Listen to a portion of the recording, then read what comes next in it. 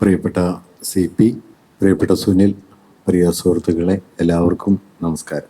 French സാമൂഹ്യ ജീവിതത്തിൻ്റെ ചരിത്രമാണ് താൻ എഴുതുന്നതെങ്കിലും അതൊരു സാർവദേശീയ കൃതിയാണ് എന്ന് എഴുതുന്ന കാലത്ത് തന്നെ വിക്ടർ ഹ്യൂഗോ സ്വയം മനസ്സിലാക്കുകയും ലോകത്തോട് പറയാൻ ശ്രമിക്കുകയും ചെയ്യുന്നുണ്ട്. 1862 ഏപ്രിൽ 3 പാവങ്ങളുടെ ആദ്യ പതിപ്പ് പാരീസിൽ പുറത്തിറങ്ങുന്നത്. വളരെ പെട്ടെന്ന് തന്നെ അത് ലോക ശ്രദ്ധ നേടി. ലോകത്തിലെ പല ഭാഷകളിലേക്ക് അത് വളരെ പെട്ടെന്ന് വിവർത്തനം ചെയ്യപ്പെട്ടു. 1862 ഒക്ടോബർ 18 ഇറ്റാലിയൻ പ്രസാധകന് എഴുതിയ കത്തിൽ പാവങ്ങളെക്കുറിച്ച് ഹ്യൂഗോ പറയുന്ന ഒരു കാര്യം നമ്മുടെ ഈ വിഷയത്തോട് വലിയ ബന്ധമുള്ള ഒരു കാര്യമാണ്. ഹ്യൂഗോ എഴുതുന്നത്, പാവങ്ങൾ എന്ന പുസ്തകം എല്ലാ രാജ്യക്കാർക്കും വേണ്ടി എഴുതപ്പെട്ടതാണെന്ന് നിങ്ങൾ പറയുന്നത് ശരിയാണ്. അതെല്ലാവരും വായിച്ചു നോക്കുമോ എന്നെനിക്കറിഞ്ഞുകൂടാ. പക്ഷേ അത് ഞാൻ എല്ലാവർക്കും വേണ്ടി എഴുതിയിട്ടുള്ളതാണ്. സാമുദായികമായ വിഷമതകൾ രാജ്യസീമകളെ കവച്ചു കടക്കുന്നു. മനുഷ്യജാതിക്കുള്ള വ്രണങ്ങൾ, ഭൂമണ്ഡലം മുഴുവനും വ്യാപിച്ചു കിടക്കുന്ന ആ വ്രണങ്ങൾ ഭൂപടത്തിൽ വരയ്ക്കപ്പെട്ട ചുവന്നതോ നീലിച്ചതോ ആയ അതിർവരകൾ കൊണ്ട് അവസാനിക്കുന്നില്ല. മനുഷ്യൻ അജ്ഞനും നിരാശനുമായി എവിടെയെല്ലാം ഉണ്ടോ, സ്ത്രീകൾ ഭക്ഷണത്തിനു വേണ്ടി എവിടെയെല്ലാം വിൽക്കപ്പെടുന്നുണ്ടോ, അറിവ് നൽകുന്ന പുസ്തകവും തണുപ്പകറ്റാനുള്ള നെരിപ്പോടും കിട്ടാതെ കുട്ടികൾ എവിടെയെല്ലാം കഷ്ടപ്പെടുന്നുണ്ടോ, അവിടെയെല്ലാം പാവങ്ങളെന്ന പുസ്തകം വാതിൽക്കൽ മുട്ടി വിളിച്ചിട്ട് പറയും, എനിക്ക് വാതിൽ തുറന്നു തരിക, ഞാൻ വരുന്നത് നിങ്ങളെ കാണാനാണ്. ലോകാതിർത്തികളെ ഭേദിച്ച് പാഞ്ഞുപോകുന്ന മാനവികതയുടെ ഒരു വിശാല മൂല്യം തൻ്റെ കൃതിയിൽ നിലീനമായിട്ടുണ്ട് എന്നാണ് ഹ്യൂഗോ ഇതിൽ പറയുന്ന ഒരാശയം. ഞാനിത് വായിച്ചപ്പോൾ ഓർത്ത ഒരു കാര്യം, ഈ ആമുഖം ഈ ഇറ്റാലിയൻ പ്രസാധകനുള്ള കത്ത് പാവങ്ങളുടെ പതിപ്പിൽ നാലപ്പാട് വിവർത്തനം ചെയ്ത് ചേർത്തിട്ടുണ്ട്. അദ്ദേഹത്തിൻ്റെ വിവർത്തനമാണ് ഞാൻ ഈ വായിച്ചത്. ഞാനിത് വായിച്ചപ്പോൾ പിന്നീട് മലയാളത്തിലെ വലിയൊരു കവിതയെക്കുറിച്ച് ഓർക്കുകയുണ്ടായി.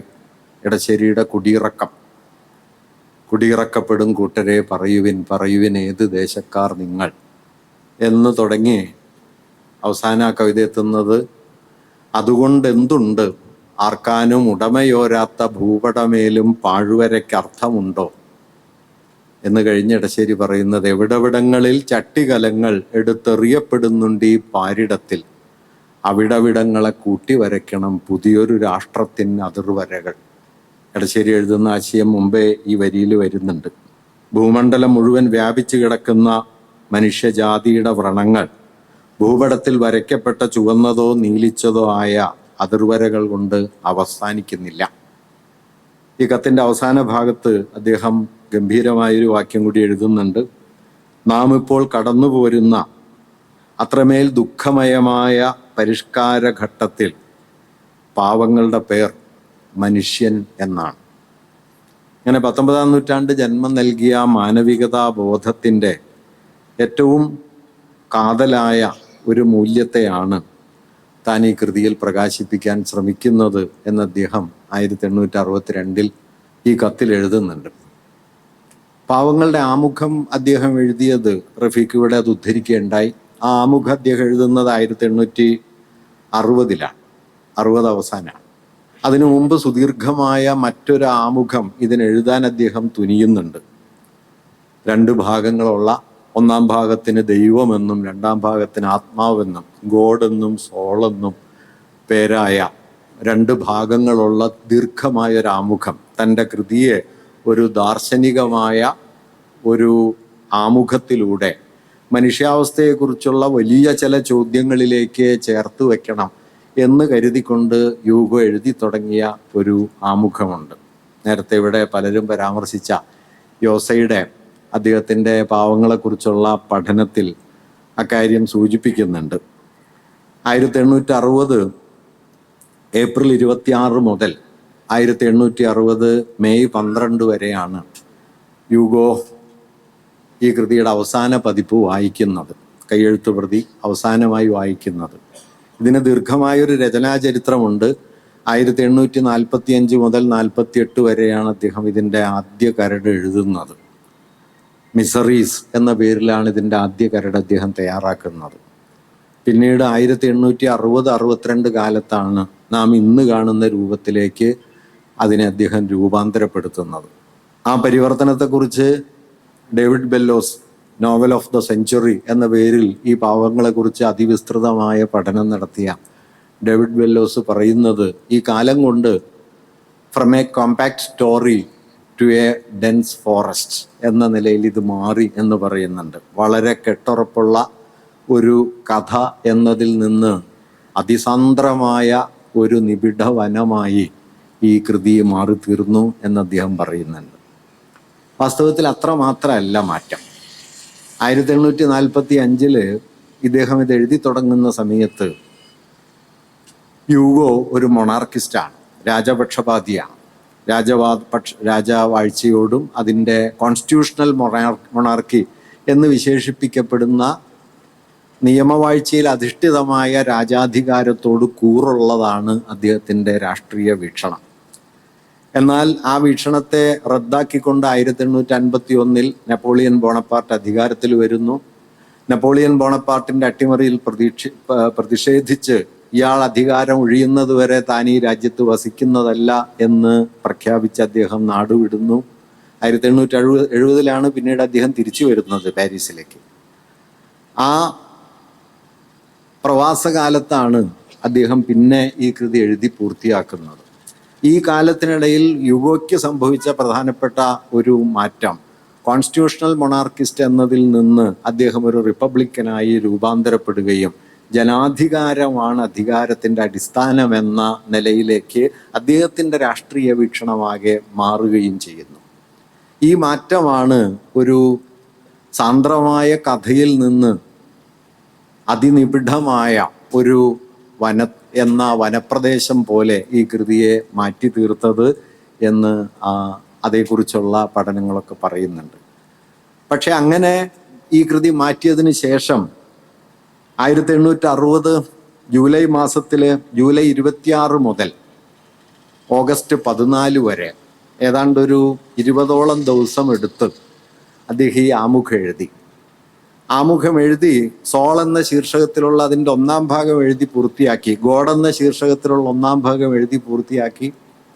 സോൾ എന്ന് പേരിട്ട 2-ാം ഭാഗം എഴുതി തുടങ്ങുന്ന സമയത്ത് 1860 ഓഗസ്റ്റ് 14 അദ്ദേഹം ആ ആമുഖം ഉപേക്ഷിക്കുകയും നേരത്തെ റഫീഖ് ഇവിടെ പറഞ്ഞ ഒരൊറ്റ വാക്യം ഒരു ഖണ്ഡികയായി തീർന്ന, ഒരുപക്ഷെ ലോകത്തെ ഏറ്റവും സാന്ദ്രവും അത്ര തന്നെ ചെറുതുമായ ഒരാമുഖമായി അദ്ദേഹം അതിനെ മാറ്റി എഴുതുകയും ചെയ്തു. തൻ്റെ വിസ്തൃതമായ ആമുഖം അദ്ദേഹം ഉപേക്ഷിക്കുകയാണ് ചെയ്തത്. അതേക്കുറിച്ച് ഞാൻ പിന്നാലെ ചില കാര്യങ്ങൾ കൂടി പറയാം.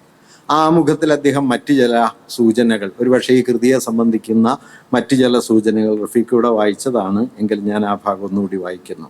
നാലപ്പാടൻ അത് ട്രാൻസ്ലേറ്റ് ചെയ്ത് ചേർത്തിട്ടുണ്ട്. നിയമത്തിൻ്റെയും ആചാരത്തിൻ്റെയും ബലത്തിന്മേൽ ഭൂമിയിലെ പരിഷ്കാരത്തിൻ്റെ നടുക്ക് നരകങ്ങളെ ഉണ്ടാക്കി വച്ചുകൊണ്ടും മനുഷ്യകർമ്മത്തെ വിധിയുമായി കൂട്ടിച്ചേർത്തുകൊണ്ടും സമുദായത്തിൽ കൽപ്പിക്കപ്പെടുന്ന തീവ്ര ശിക്ഷാവിധികൾ എത്രകാലം നിലനിൽക്കുന്നുവോ, പുരുഷാന്തരങ്ങളിലെ 3 വൈഷമ്യങ്ങൾ, പുരുഷന്മാർക്ക് വമ്പിച്ച ദാരിദ്ര്യം മൂലമുണ്ട അധപ്പതനം, സ്ത്രീക്ക് വിശപ്പ് കാരണമുണ്ടാകുന്ന മാനഹാനി, കുട്ടികൾക്ക് അറിവില്ലായ്മയാൽ നേരിടുന്ന ചുരുക്കം, ഇവ എത്ര കാലം തീരാതെ കിടക്കുന്നുവോ, ലോകത്തിൻ്റെ ഏതു ഭാഗത്തെങ്കിലും സാമുദായികമായ വീർപ്പുമുട്ടൽ പിടിപെടാൻ എത്ര കാലം വഴിയുണ്ടോ, മറ്റൊരു വിധത്തിൽ കുറച്ചുകൂടി വ്യാപ്തിയുള്ള അർത്ഥത്തിൽ പറയുകയാണെങ്കിൽ ഭൂമിയിൽ എത്ര കാലം അജ്ഞാനവും ദാരിദ്ര്യവുമുണ്ടോ അത്ര കാലം പാവങ്ങൾ പോലുള്ള പുസ്തകങ്ങൾ പ്രയോജനപ്പെടാതെ വരില്ല. ഇതാണ് ഈ കൃതിയെക്കുറിച്ചുള്ള അദ്ദേഹത്തിൻ്റെ 2ാമത്തെ ഒരു പ്രസ്താവന. 3ാമത്തെ കൃതിയുടെ അവസാന ഭാഗത്ത് ആഖ്യാതാവ് എന്ന നിലയിൽ ഗ്രന്ഥകാരൻ തന്നെ നേരിട്ട് തൻ്റെ പുസ്തകത്തെക്കുറിച്ച് പറയുന്നൊരു വാക്യം, വായനക്കാരുടെ കയ്യിലുള്ള ഈ പുസ്തകം ഒരറ്റത്ത് നിന്ന് മറ്റേ അറ്റം വരെ തിന്മയിൽ നിന്ന് നന്മയിലേക്കുള്ള, തെറ്റിൽ നിന്ന് സത്യത്തിലേക്കുള്ള, രാത്രിയിൽ നിന്ന് പകലിലേക്കുള്ള, മൃഗീയതയിൽ നിന്ന് ഉത്തരവാദിത്വത്തിലേക്കുള്ള, നരകത്തിൽ നിന്ന് സ്വർഗത്തിലേക്കുള്ള, ശൂന്യതയിൽ നിന്ന് ദൈവത്തിലേക്കുള്ള പുരോഗതിയാണ്. ഇങ്ങനെ 3 പ്രസ്താവനകൾ തൻ്റെ കൃതിയുടെ ലക്ഷ്യത്തെ സംബന്ധിച്ച് യൂഗോ എഴുതിയിട്ടുണ്ട്. ഈ 3 പ്രസ്താവനകൾ ചേർത്ത് വെച്ച് പരിശോധിച്ചാൽ എന്താണ് താൻ ഈ കൃതിയിൽ മുന്നോട്ട് വയ്ക്കാൻ ശ്രമിക്കുന്നത് എന്നതിനെ സംബന്ധിച്ച ചില ധാരണകൾ നമുക്ക് രൂപപ്പെടുത്താൻ കഴിയും. അദ്ദേഹത്തിൻ്റെ ആമുഖത്തിൽ നമ്മൾ കാണുന്നത് ദാരിദ്ര്യവും ബാലപീഡയും വിശപ്പും, ഇതിനെ മറികടക്കുക എന്ന ലക്ഷ്യം. ആദ്യം ഞാൻ വായിച്ച ഇറ്റാലിയൻ പ്രസാധകനുള്ള കത്തിൽ സാർവദേശീയതയും മാനവികതയും, ഏറ്റവും ഒടുവിൽ ഗ്രന്ഥകാര പ്രസ്താവന പോലെ നോവലിൻ്റെ അവസാന ഭാഗത്ത് വരുന്ന യൂഗോയുടെ വാക്യത്തിൽ ധാർമ്മികതയെയും ദൈവത്തെയും സംബന്ധിക്കുന്ന വലിയ ചില ചോദ്യങ്ങളും. ഈ 3 തലങ്ങളും തൻ്റെ ഈ നോവലിൽ സന്നിവേശിപ്പിക്കാൻ അദ്ദേഹം ആഗ്രഹിക്കുന്നുണ്ട്. എല്ലാ തലങ്ങളും ഒരുപോലെ ഇതിൽ സന്നിഹിതമായിട്ടുണ്ടോ, ആ എല്ലാ പ്രതലങ്ങളെയും മുൻനിർത്തി ഈ കൃതി വായിക്കപ്പെട്ടോ എന്നതൊക്കെ മറ്റൊരു കാര്യമാണ്. ഇപ്പൊ പി.കെ. ബാലകൃഷ്ണൻ ആരോഗ്യ നികേതനത്തെക്കുറിച്ച് എഴുതുമ്പോൾ ഇന്ത്യയിൽ ഏറ്റവും സമുന്നതമായ കൃതിയായി അത് മാറിത്തീർന്നത് എങ്ങനെ എന്ന് പറയുന്ന സന്ദർഭത്തിൽ യാദൃച്ഛികമായി ഇങ്ങനെ ഒരു തലത്തിലെ ഒരു സൂചന അദ്ദേഹം നൽകുന്നുണ്ട്.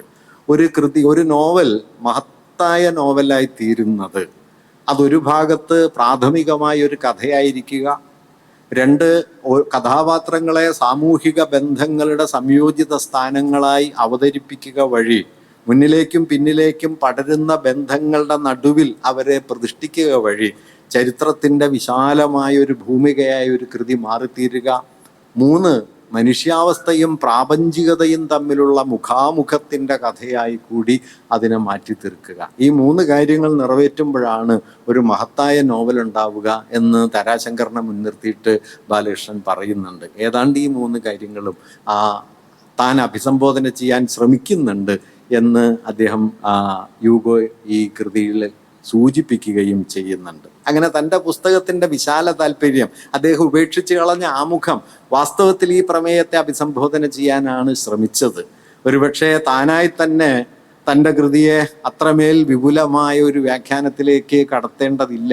യോസ അതിനെക്കുറിച്ച് പറയുന്നുണ്ട്. യൂഗോയെ പോലെയുള്ള ഒരു അതിവേഗത്തിൽ എഴുതിക്കൊണ്ടിരിക്കുന്ന ഒരു എഴുത്തുകാരന് 2 ദിവസം കൊണ്ടൊരു നാടകം എഴുതി തീർക്കാൻ കഴിയുന്ന, ഒരാഴ്ച കൊണ്ടൊരു നോവലിൻ്റെ രൂപരേഖ ഉണ്ടാക്കാൻ കഴിയുന്ന അതിബൃഹത്തായ രചനാ പാരമ്പര്യമുള്ള ഒരാള് ഒരാമുഖം എഴുതാൻ വേണ്ടി ഏതാണ്ട് 20 ദിവസക്കാലത്തോളം എടുത്തു എന്നത് യൂഗോയുടെ രചനാരീതിയെ സംബന്ധിച്ച് അത്യസാധാരണമാണ് എന്ന കാര്യം അദ്ദേഹം എടുത്തു പറയുന്നുണ്ട്. അങ്ങനെ എഴുതിയ ആമുഖമാകട്ടെ അദ്ദേഹം ഉപേക്ഷിക്കുകയുമാണ് ചെയ്തത്. അങ്ങനെ തൻ്റെ കൃതിയെ സംബന്ധിക്കുന്ന ഒരു വലിയ പരിപ്രേക്ഷ്യം, ഒരുപക്ഷെ അത് വായിക്കപ്പെട്ടതിനും അപ്പുറമുള്ള വലിയ ചില താല്പര്യങ്ങൾ, മനുഷ്യാവസ്ഥയെ സംബന്ധിക്കുന്ന വിശാലമായ ചോദ്യങ്ങൾ, അതിഭൗതികം എന്നുകൂടി വിളിക്കാവുന്ന അന്വേഷണങ്ങൾ യൂഗോ ഈ കൃതിയിൽ സന്നിവേശിപ്പിക്കാനായിട്ട് ശ്രമിച്ചിരുന്നു. ആ ശ്രമമാണ് ഒരുപക്ഷെ 45-48 കാലത്തിലെ ആദ്യ രൂപത്തിൽ നിന്ന് ലെ മിസറാബ്ലെ എന്ന് വിളിക്കുന്ന ഈ അവസാന രൂപത്തിലേക്ക് എത്തുമ്പോഴേക്കും അതിനെ രൂപാന്തരപ്പെടുത്തിയത് എന്ന് വേണമെങ്കിൽ കാണാൻ പറ്റും. ആ മാറ്റത്തിൽ ഈ കൃതിക്ക് എന്ത് സംഭവിച്ചു? ഡേവിഡ് ബെല്ലോസ് പറയുന്നത് 19-ാം നൂറ്റാണ്ടിൻ്റെ ഫ്രഞ്ച് സാമൂഹ്യ ചരിത്രത്തിൻ്റെ പശ്ചാത്തലത്തിൽ അവതരിപ്പിക്കപ്പെട്ട ഒരു കഥ എന്നതിൽ നിന്ന് മനുഷ്യവംശത്തിൻ്റെ ധാർമ്മികമായ ഒരു പുരോയാനത്തിൻ്റെ കഥയായി അത് മാറിത്തീർന്നു എന്ന കാര്യമാണ്. ആ പുരോയാനത്തിൻ്റെ ആധാരമായി നേരത്തെ റഫീഖ് ഇവിടെ ഉദ്ധരിച്ച വാക്യത്തെ അദ്ദേഹം അവിടെ പ്രതിഷ്ഠിക്കുകയും ചെയ്തു. അത് സ്നേഹം എന്ന ആശയമാണ്. കൊസത്തിനോടും മെരിയൂസിനോടും അദ്ദേഹം പറയുന്ന വാക്യങ്ങൾ, ലവ് ഈച്ച് അതർ ഓൾവേസ്, എല്ലായ്പ്പോഴും അന്യോന്യം സ്നേഹിക്കുക, only thing that matters in the world is love. ഈ ലോകത്ത് നിലനിൽക്കാൻ, പരിഗണനീയമായി നിലനിൽക്കാൻ യോഗ്യമായ ഒരേ ഒരു കാര്യമേ ഉള്ളൂ, അത് സ്നേഹമാണ് എന്ന് അദ്ദേഹം പറയുന്നുണ്ട്. ഒരുപക്ഷെ ഈ നോവലിൽ നോക്കിയാൽ സ്നേഹത്തിൻ്റെ ഒരു പ്രവാഹഗതി നമുക്ക് കാണാൻ പറ്റും. ഡീല മെത്രാൻ്റെ സ്നേഹത്തിൽ നിന്നാണ് കുറ്റവാളിയായിട്ടുള്ള മാരാര് നീച കഥാപാത്രം എന്ന് വിളിക്കുന്ന ഈ റാങ്വൽ റാങ് നന്മയുടെ ഒരു മൂർത്തീഭാവമായി പരിണമിക്കുന്നത് ഡിയില മെത്രാനിൽ നിന്നാണ്. ഡിയില മെത്രാനിൽ നിന്ന് തന്നിലേക്കൊഴുകിയ സ്നേഹം റാങ്വൽ റാങ് പിന്നെ പലരിലേക്കും പകരുന്നു. അത് ഴാവേറിലേക്ക് ഒരു നിലയ്ക്കെത്തുന്നു, അത് കൊസത്തിലേക്ക് മറ്റൊരു നിലയ്ക്കെത്തുന്നു, കൊസത്തിലേക്കും മരിയൂസിലേക്കും മൂന്നാമതൊരു നിലയ്ക്കും എത്തുന്നു. രാവേറിൻ്റെ നിയമബോധത്തെ നീതിയുമായുള്ള മുഖാമുഖമാക്കി മാറ്റുന്നത് വാസ്തവത്തിൽ ജീൻവാൽജീൻ്റെ സ്നേഹമാണ്. അതുവരെ അയാൾക്ക് നിയമത്തെക്കുറിച്ച് മാത്രമേ ബോധ്യമുള്ളൂ. നീതി നിയമത്തിനെതിരാകുമോ എന്ന ഒരു സംശയവുമില്ലാതെ നിയമത്തിൻ്റെ കർക്കശക്കാരനായ കാര്യസ്ഥനായിട്ടാണ് അവസാന മുഹൂർത്തം വരെ രാവേർ നിൽക്കുന്നത്. പക്ഷേ തൻ്റെ നിയമബോധം നീതിയുമായി ഇടയുന്നല്ലോ എന്ന് അയാളെ ബോധ്യപ്പെടുത്തുകയും നിയമം എന്നത് നീതിയാൽ തിരുത്തപ്പെടേണ്ട ഒന്നാണ് എന്ന ബോധ്യത്തിലേക്ക് അയാളെ തന്നെ കൊണ്ടുപോവുകയും ചെയ്യുന്നത് ജീൻവാൽജീൻ്റെ സ്നേഹമാണ്. കൊസത്തിനെ ആകട്ടെ നിഷ്കളങ്കയായ ഒരു പെൺകുട്ടി എന്നതിൽ നിന്ന് ആത്മബോധമുള്ള ഒരു സ്ത്രീയിലേക്ക് വളരുന്നതിന് കാരണമായി ഈ ജീൻവാൽജീൻ്റെ സ്നേഹം മാറിത്തീരുന്നു. സംശയാലുവായ ആത്മബോധത്തിൽ പലപ്പോഴും ഭ്രമിക്കുന്ന മരിയൂസിനെ വലിയൊരു വിപ്ലവകാരിയുടെ മൂല്യബോധത്തിലേക്ക്, അതോടൊപ്പം തന്നെ സ്നേഹത്തിൻ്റെ മൂല്യം അറിഞ്ഞ ഒരാളിലേക്ക് ജീൻവാൽജീൻ്റെ സ്നേഹം മാറ്റി തീർക്കുകയും ചെയ്യുന്നു. അങ്ങനെ സ്നേഹം എന്നത് ഈ നോവലിൻ്റെ അവസാന ഭാഗം മുതൽ, തുടക്കത്തിൽ മെത്രാനെ കാണുന്നു, അവസാന ഭാഗത്ത് നേരത്തെ റഫീഖ് ഉദ്ധരിച്ച പോലെ മരണക്കിടക്കയിൽ കസേരയിൽ ചാരിയിരുന്ന് കുഞ്ഞുങ്ങളോട് സംസാരിച്ച് തൻ്റെ പിറകിൽ വിളക്കുകാലിൻ്റെ വെളിച്ചത്തിൽ അവസാന ശ്വാസം വലിക്കുന്ന ജീൻവാൽജീനെ നാം കാണുന്നു. ഈ രണ്ട് സന്ദർഭങ്ങളെയും കൂട്ടിയിണക്കിക്കൊണ്ട് നോവലിനകത്ത് സ്നേഹം എന്ന മൂല്യം പ്രവഹിക്കുന്നു. വാസ്തവത്തിൽ സ്നേഹം എന്നത് ഒരു വലിയ രാഷ്ട്രീയ മൂല്യമാണ്. സ്നേഹത്തെക്കുറിച്ചുള്ള ഒരുപക്ഷെ ഏറ്റവും പ്രധാനപ്പെട്ട, ഏറ്റവും മൗലികമായ ഒരു നിരീക്ഷണം റോബർട്ട് ഹെയ്ൻലൈൻ എന്നു പേരായ അത്ര പ്രസിദ്ധനൊന്നുമല്ലാത്ത ഒരു സാമൂഹ്യ ചിന്തകൻ, അദ്ദേഹം സ്നേഹത്തിന് നൽകുന്ന ഒരു വിശദീകരണം വളരെ മൗലികമായ ഒന്നാണ്. അദ്ദേഹം പറയുന്നത്, love is that condition in which happiness of another person is essential for your own. Love is that condition in which happiness of another person is essential for your own. നിങ്ങളുടെ ആഹ്ലാദത്തിൻ്റെ അടിസ്ഥാനമായി മറ്റൊരാളുടെ ആഹ്ലാദം അനിവാര്യമായിരിക്കുന്ന ഒരു കണ്ടീഷനാണ്, ഒരു അവസ്ഥയാണ് സ്നേഹം. അതുകൊണ്ട് സ്നേഹത്തിലാവുക എന്ന് പറയുന്നതിൻ്റെ അർത്ഥം മറ്റൊരാളെ ആനന്ദത്തിലാഴ്ത്തുക എന്നതുകൂടിയാണ്. സ്നേഹം അതിൽ തന്നെ ഒരു സാമൂഹ്യ മൂല്യമായി തീരുന്നത് അവിടെ വച്ചാണ്. ഒരുപക്ഷേ പാവങ്ങൾ മലയാളത്തിലെത്തുന്നതിന് 2-3 കൊല്ലം മുമ്പ് മലയാളത്തിലൊരു വലിയ കവി ഇത് പറയുന്നുണ്ട്. ചണ്ടാലഭിക്ഷയുടെ അവസാനം നിങ്ങൾക്ക് കാണാൻ പറ്റും, സ്നേഹം താൻ ജീവിതം ശ്രീമൻ, സ്നേഹവ്യാഹതി തന്നെ മരണം. ജാതിക്കെതിരെ ഉയർന്ന കേരളത്തിലെ ഏറ്റവും നിശിതമായ വിമർശനമായിരുന്നു ചണ്ടാലഭിക്ഷുകി. ആ ചണ്ടാലഭിക്ഷുകി പക്ഷെ അവസാനിക്കുന്നത് സ്നേഹത്തിലാണ്. സ്നേഹം താൻ ജീവിതം, സ്നേഹവ്യാഹതി തന്നെ മരണം. അതിൻ്റെ തെളിവായിട്ട് ആശാൻ മൈത്രി എന്ന സങ്കല്പത്തെ കൂടി പിന്നാലെ ചേർത്ത് വെക്കുന്നുണ്ട്. എന്താണ് ഇതിൻ്റെ തെളിവ് എന്നതിൻ്റെ ഉത്തരം പോലെ ആശാൻ പറയുന്നത്, അമ്മ തൻ നെഞ്ഞു ഞരമ്പിൽ തങ്ങി ചെമ്മേ ചെഞ്ചോരയെ തന്നെ അമ്മിഞ്ഞ തൂവമൃതാക്കും മൈത്രി, നമ്മോടതോതുന്നു രാജൻ എന്നാണ്. നോക്കിയാൽ 23-ലാണ് ചണ്ടാലഭിക്ഷുകി, 25-ലാണ് പാവങ്ങൾ.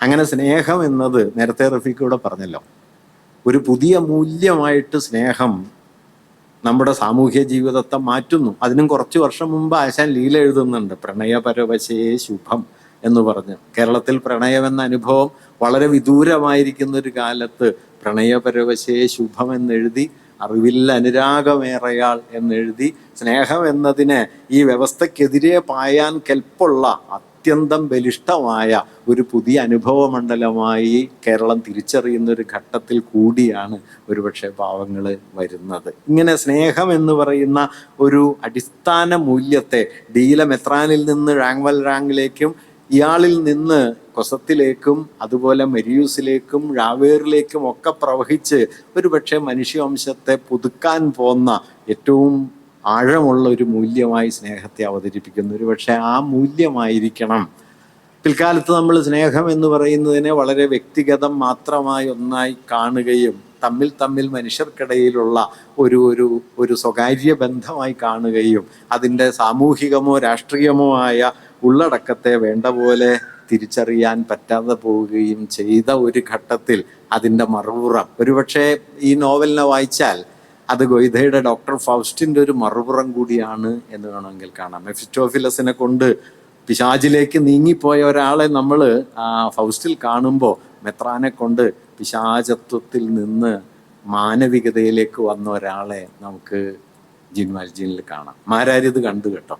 മാരാർ ജീൻ വാൽജീനെ കുറിച്ച് എഴുതുമ്പോൾ പറയുന്നൊരു കാര്യം, 2 വാക്യങ്ങൾ ഞാൻ ഉദ്ധരിക്കാം. പാവങ്ങളിലെ നായകന് നോക്കൂ, ആ വിധമുള്ള നീച കഥാപാത്രത്തിൽ പോലും സത്യനിഷ്ഠനും ഭൂതാനുകമ്പിയുമായ ഒരു മഹാനെ, ഡിയിലെ മെത്രാന്റെ ഉത്തമ ശിഷ്യനെ, ക്രിസ്തുവിൻ്റെ പാരമ്പര്യത്തിലുള്ള ദുർലഭ വ്യക്തിയെ സാക്ഷാത്കരിക്കുകയാണല്ലോ യൂഗോ ചെയ്തത്.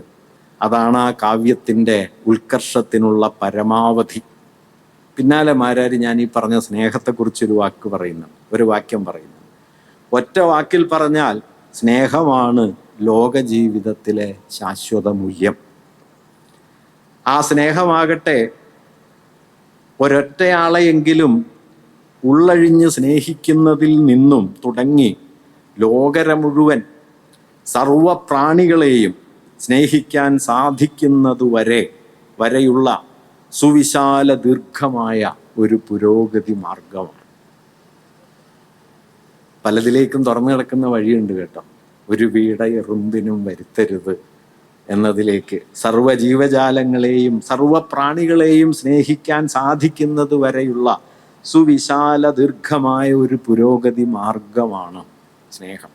ഒരുപക്ഷെ ഞാൻ കരുതുന്നത് മലയാളത്തിൽ നേരത്തെ റഫീഖ് ഇവിടെ ഉദ്ധരിച്ച മലയാളത്തിൻ്റെ പാവങ്ങൾ മലയാളത്തിൽ വായിക്കപ്പെട്ട 2 അറ്റങ്ങളാണല്ലോ. ഒന്ന് മാരാരും മറ്റൊന്ന് EMS. കാരണം മാരാരും EMS സാഹിത്യ സംബന്ധിയായ ദർശനത്തിൽ പരസ്പര വൈരുദ്ധ്യങ്ങളുടെ ആകാവുന്നത്ര അകലത്തിലെത്തിയ ആളാണ്. മാരാര് പുരോഗമന സാഹിത്യ പ്രസ്ഥാനത്തെക്കുറിച്ച് പറഞ്ഞത് കണ്ടടത്ത് വെച്ച് എതിർക്കണമെന്ന് ഞാൻ തീരുമാനിച്ചൊരു പ്രസ്ഥാനമേ ഉള്ളൂ.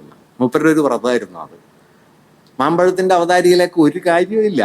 ഇതിലെ അമ്മ കന്നിക്കൊയ്ത്തിൻ്റെ അവതാരിയിൽ മാമ്പഴത്തെക്കുറിച്ച് എഴുതുമ്പോൾ ഇങ്ങനെ ഒരു വരിയുണ്ട്. ഇതിൽ അമ്മ 1 റുപ്യ വരുമാനക്കാരിയാണോ 10 റുപ്യ വരുമാനക്കാരിയാണോ എന്ന് അറിഞ്ഞിട്ട് വേണം ഈ കവിത വായിക്കാൻ ആസ്വദിക്കാൻ എന്ന് കരുതുന്ന ഒരു സാഹിത്യ കക്ഷിയുണ്ട്. അവരെക്കുറിച്ച് ഞാൻ എന്ത് പറയാനാണ്? വെറും നസ്യാണ്, അതിനൊരു കാര്യമില്ല. ആ കവിതയുമായിട്ട് അതിന് യാതൊരു ബന്ധവുമില്ല. പക്ഷെ മാരാർ അവിടെ പറയും.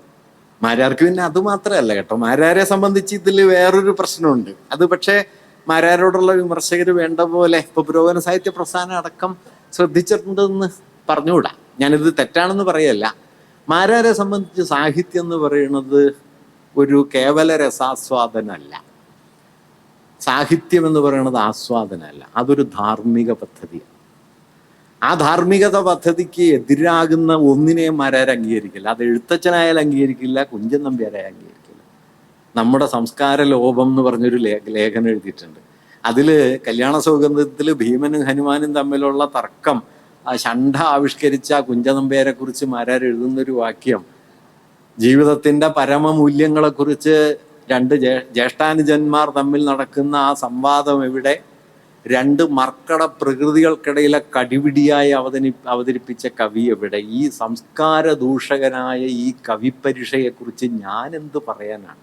കുഞ്ചൻ നമ്പ്യാരെ കുറിച്ചാ അങ്ങനെയൊക്കെ പറയാൻ മാരാർക്കൊരു മടിയില്ല. അത് എഴുത്തച്ഛനെ കുറിച്ചും പുള്ളിക്ക് അങ്ങനെ പറ്റില്ല. ഇപ്പൊ കാളിദാസനെ ഇടക്കിടക്ക് പുറത്താക്കുമല്ലോ.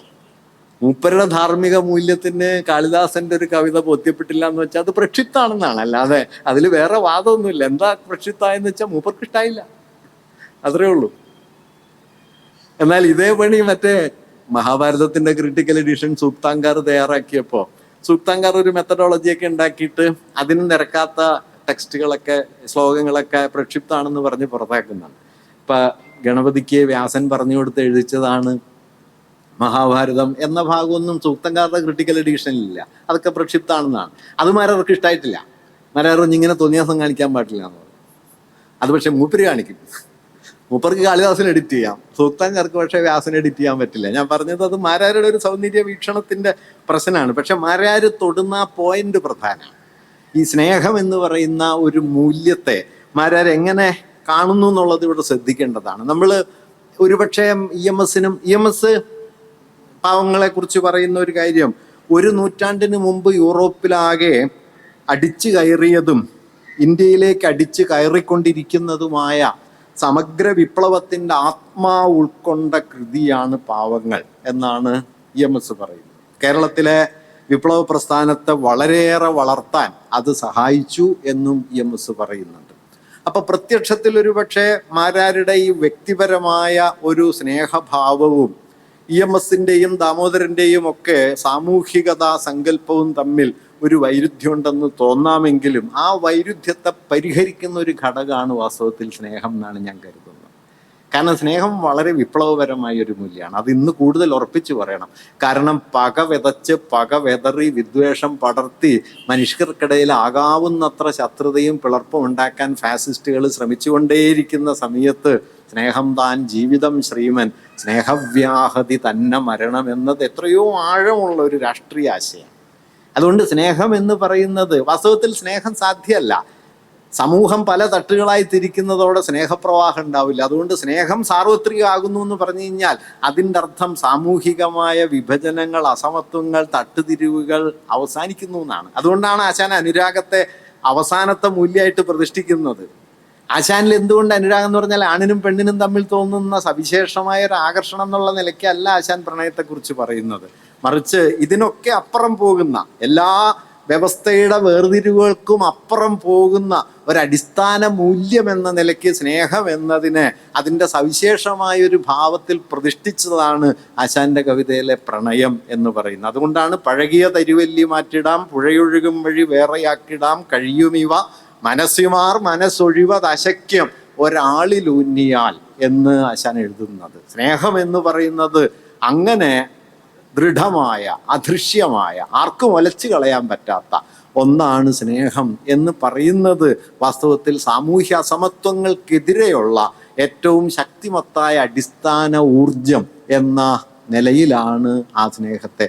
ഈ സ്നേഹത്തിൻ്റെ ഭിന്ന ആവിഷ്പ്രകാരങ്ങളായിട്ടാണ് ഒരുപക്ഷെ സാഹോദര്യഭാവം, ഒരുപക്ഷെ പ്രണയം, ഇതൊക്കെ ആ കാലത്ത് പ്രവർത്തിച്ചത് എന്നുകൂടി നമ്മൾ ആലോചിക്കണം. അങ്ങനെ നോക്കിയാൽ അറിയപ്പെടാത്ത മനുഷ്യരുമായി നീ എനിക്ക് സാഹോദര്യം നൽകി എന്ന് നെരൂദ എഴുതുന്നതോ, ഒരുവൻ അപരന്റെ വാക്കുകൾ സംഗീതം പോലെ ആസ്വദിക്കുന്ന ഒരു കാലം എന്ന് കൽപ്പിക്കപ്പെടുന്നതോ ഒക്കെ ഈ സ്നേഹത്തിൻ്റെ വിശാലമായ ഒരു രാഷ്ട്രീയ മാനത്തെ ഉൾക്കൊള്ളുന്നുണ്ട് എന്നുകൂടി അറിഞ്ഞാൽ ഒരുപക്ഷെ EMS പറയുന്ന ഈ സമഗ്ര വിപ്ലവത്തിൻ്റെ ആത്മാവ് എന്നത് മാരാര് കണ്ട സ്നേഹത്തിൽ കൂടിയുണ്ട് എന്ന് നമുക്ക് കാണാൻ പറ്റും. അങ്ങനെ പുറമേക്ക് അടഞ്ഞു നിൽക്കുന്ന ഈ രണ്ട് വായനകൾ തമ്മിൽ ചേരുന്ന ഒരു ചക്രവാള ബിന്ദുവായിട്ട് ഒരുപക്ഷെ സ്നേഹം ഈ കൃതിയിൽ നിലനിൽക്കുന്നുണ്ട് എന്നുകൂടി വേണമെങ്കിൽ നമുക്ക് മനസ്സിലാക്കാൻ പറ്റും. അങ്ങനെ സ്നേഹത്തിൻ്റെ ഒരു പ്രവാഹഗതി ഈ നോവലിനുടനീളം നിൽക്കുകയും ഒരുപക്ഷെ ഇന്നും ഈ കൃതിയെ നേരത്തെ ഇവിടെ പറഞ്ഞ പാവങ്ങളുടെ പിൽക്കാല ജീവിതത്തെക്കുറിച്ചുള്ള പഠനത്തിൻ്റെ ആമുഖത്തിൽ എങ്ങനെയാണ് പാവങ്ങൾ പിൽക്കാലത്ത് നിലനിന്നത് എന്ന് ചർച്ച ചെയ്യുന്ന സമയത്ത് 1920കളിൽ ഫാഷിസത്തിൻ്റെ സമയത്ത് ഫാഷിസത്തിനെതിരായി മനുഷ്യവംശത്തിൻ്റെ കയ്യിലെ ഏറ്റവും വലിയ സമരായുധമായി സ്നേഹം മനസ്സിലാക്കപ്പെട്ടതും, രണ്ടാം ലോക യുദ്ധത്തിൻ്റെ കൊടിയ നിരാശയുടെ നടുവിൽ സ്നേഹമെന്ന പ്രത്യാശയുടെ മൂല്യമായി അത് നിലനിന്നതും, 1960 വിദ്യാർത്ഥി കലാപത്തിൻ്റെ കാലത്ത് സാർവത്രികമായ ഉണർവിൻ്റെ സ്രോതസ്സായി അത് മനസ്സിലാക്കപ്പെട്ടതും, ആഗോളീകരണത്തിൻ്റെ കാലത്ത് ഇനി ഉണരാനിരിക്കുന്ന ഭാവിയെക്കുറിച്ചുള്ള പ്രതീക്ഷയായി അത് മാറിത്തീർന്നതും, നവഫാസിസത്തിനെതിരായി പോലും ഉയർന്നു വരാവുന്ന ഒരു അടിസ്ഥാന മൂല്യമായി ഈ സ്നേഹം പ്രവർത്തിക്കുന്നതും പറഞ്ഞിട്ടാണ് പാവങ്ങൾ എത്ര പടവ് ജീവിച്ചു എന്ന ആമുഖത്തിൽ അത് പറയുന്നത്. ഒരു ജീവിതമല്ല അത്. ഈ ഔസ പറയുന്ന ഒരു കാര്യമുണ്ട്, പാവങ്ങൾ ഒരു നോവലൊന്നുമല്ല. ലേ മിസറബിൾ എന്ന് പറയുന്നത് ഒരു നോവലല്ല. അദ്ദേഹം പറയുന്ന അതൊരു വലിയ വ്യവഹാരമാണ്. അദ്ദേഹം നൽകുന്ന രസമുള്ള ഒരു വിവരണമുണ്ട് കേട്ടോ. ഞാനത് വായിച്ചപ്പോൾ എനിക്ക് ഭയങ്കര കൗതുകം തോന്നി. അദ്ദേഹം എഴുതുന്നത് പാവങ്ങളെക്കുറിച്ച് ഇതുവരെ എഴുതപ്പെട്ട എല്ലാ പഠനങ്ങളും, യൂഗോയ്ക്ക് സമർപ്പിക്കപ്പെട്ട പാവങ്ങളെക്കുറിച്ച് എഴുതപ്പെട്ട എല്ലാ പഠനങ്ങളും, യൂഗോയ്ക്കായി സമർപ്പിക്കപ്പെട്ട കൃതികളും എല്ലാം ചേർത്ത് ഒരാൾ വായിക്കാൻ തീരുമാനിച്ചാൽ, അദ്ദേഹം ഒരാളെ ഉദ്ധരിച്ചിട്ടാണ്, ജോൺ മാക് ഹൊവാസ എന്ന് പറയുന്ന ഒരു നിരൂപകനെ, അദ്ദേഹം യൂഗോയിൻ്റെ ഏറ്റവും വലിയ ജീവചരിത്രം എഴുതിക്കൊണ്ടിരിക്കുന്നു എന്നാണ് യോസ പറയുന്നത്. ആ ജീവചരിത്രം വന്നിട്ടില്ല അത്രേ. പക്ഷെ യൂഗോന്റെ ഏറ്റവും വലിയ പഠിതാവാണ്. അപ്പൊ അയാൾ കണക്കൂട്ടിയെടുക്കുന്നത് ഏതാണ്ടൊരു സമ്പൂർണ്ണ സമർപ്പിതനായ ഒരു വായനക്കാരൻ പ്രതിദിനം 8 മണിക്കൂർ മുതൽ 10 മണിക്കൂർ വരെ വായിക്കാൻ നീക്കിവെച്ചാൽ 20 കൊല്ലം കൊണ്ട് വായിച്ചു തീർക്കാവുന്ന അത്രയും പഠനങ്ങൾ പാവങ്ങളെ കുറിച്ച് ഇതിനകം എഴുതപ്പെട്ട് കഴിഞ്ഞു എന്ന് ഫൊഗാസെ ഉദ്ധരിച്ചിട്ട് യോസ പറയുന്നുണ്ട്. എങ്ങനെയാണ് പാവങ്ങൾ, അതിനുശേഷമാണ് അദ്ദേഹം പറയുന്നത് ഷേക്സ്പിയർക്ക് ശേഷം ലോകത്തെ 5 ഭൂഖണ്ഡങ്ങളെയും കൂട്ടിയിണക്കിയ ഒരു കൃതി പാവങ്ങളാണ് എന്ന് പറയുന്നത്. എങ്ങനെ ഇത് സാധ്യമാവുന്നു? പാവങ്ങൾ എന്നാൽ അങ്ങനെ സാർവത്രികമായി അംഗീകരിക്കപ്പെടുകയോ സാർവത്രികമായി പുകഴ്ത്തപ്പെടുകയോ ചെയ്ത കൃതിയും അല്ല. അതും നമ്മൾ ശ്രദ്ധിക്കേണ്ടതാണ്. പാവങ്ങളെ ലോകത്തെ സമുന്നതരായ സാഹിത്യ വിമർശകരോ നിരൂപകരോ പലപ്പോഴും ഒരു മോശപ്പെട്ട കൃതിയായിട്ടാണ് കണ്ടിട്ടുള്ളത്. ഇപ്പൊ ടോൾസ്റ്റോയിയാണ് ലോകത്തെഴുതപ്പെട്ട നോവലുകളിൽ ഏറ്റവും നല്ല നോവൽ എന്ന് പാവങ്ങളെ വിശേഷിപ്പിച്ചത്. ടോൾസ്റ്റോയുടെ വിശേഷണത്തെ നമുക്ക് അങ്ങനെ അങ്ങ് സ്വീകരിക്കാനും പ്രയാസമാണ്. കാരണം മൂപ്പരുടെ ഏറ്റവും പൊട്ട പുസ്തകം മൂപ്പരുടെ 1-ാം തരം പുസ്തകമാണെന്ന് സ്വയം പറയുന്ന ആളാണ് ഈ ടോൾസ്റ്റോയ്. റിസറക്ഷൻ അത് അന്നാ കരീനേക്കാളും വാർ ആൻഡ് പീസിനേക്കാളും ഒക്കെ നല്ല പുസ്തകം ഇതാണെന്ന്. ഞാൻ വായിച്ചൊരു കഥ എന്താന്ന് വെച്ചാൽ, ടോൾസ്റ്റോയുടെ ചെറുമകള് അന്നാ കരീനെ വായിക്കണ കണ്ടപ്പോൾ ടോൾസ്റ്റോയ് ചോദിച്ചു അത്ര, നിനക്ക് നല്ല പുസ്തകങ്ങൾ എന്തെങ്കിലും വായിച്ചുകൂടെ എന്ന് ചോദിച്ചു എന്നൊരു കഥ ഞാൻ ഒരിടത്ത് വായിച്ചിട്ടുണ്ട്. സത്യമാണോ എന്ന് അറിഞ്ഞൂടാ.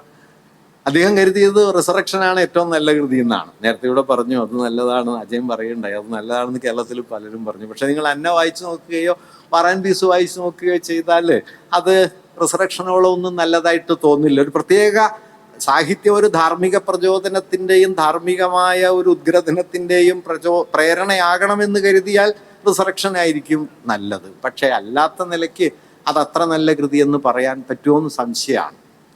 പക്ഷെ അദ്ദേഹം പാവങ്ങൾ ഏറ്റവും നല്ലതാണെന്ന് പറഞ്ഞു. അപ്റ്റൻ സിംഗ്ലയർ നേരത്തെ നാരായണ മാഷ് അതേക്കുറിച്ച് പറയുകയുണ്ടായി. 1 of the half dozen greatest novels of the world എന്നതിനെ അക്കാലത്ത് തന്നെ പ്രശംസിക്കുകയും ലോകത്തിന്റെ വലിയ അംഗീകാരം കിട്ടുകയും ചെയ്തു.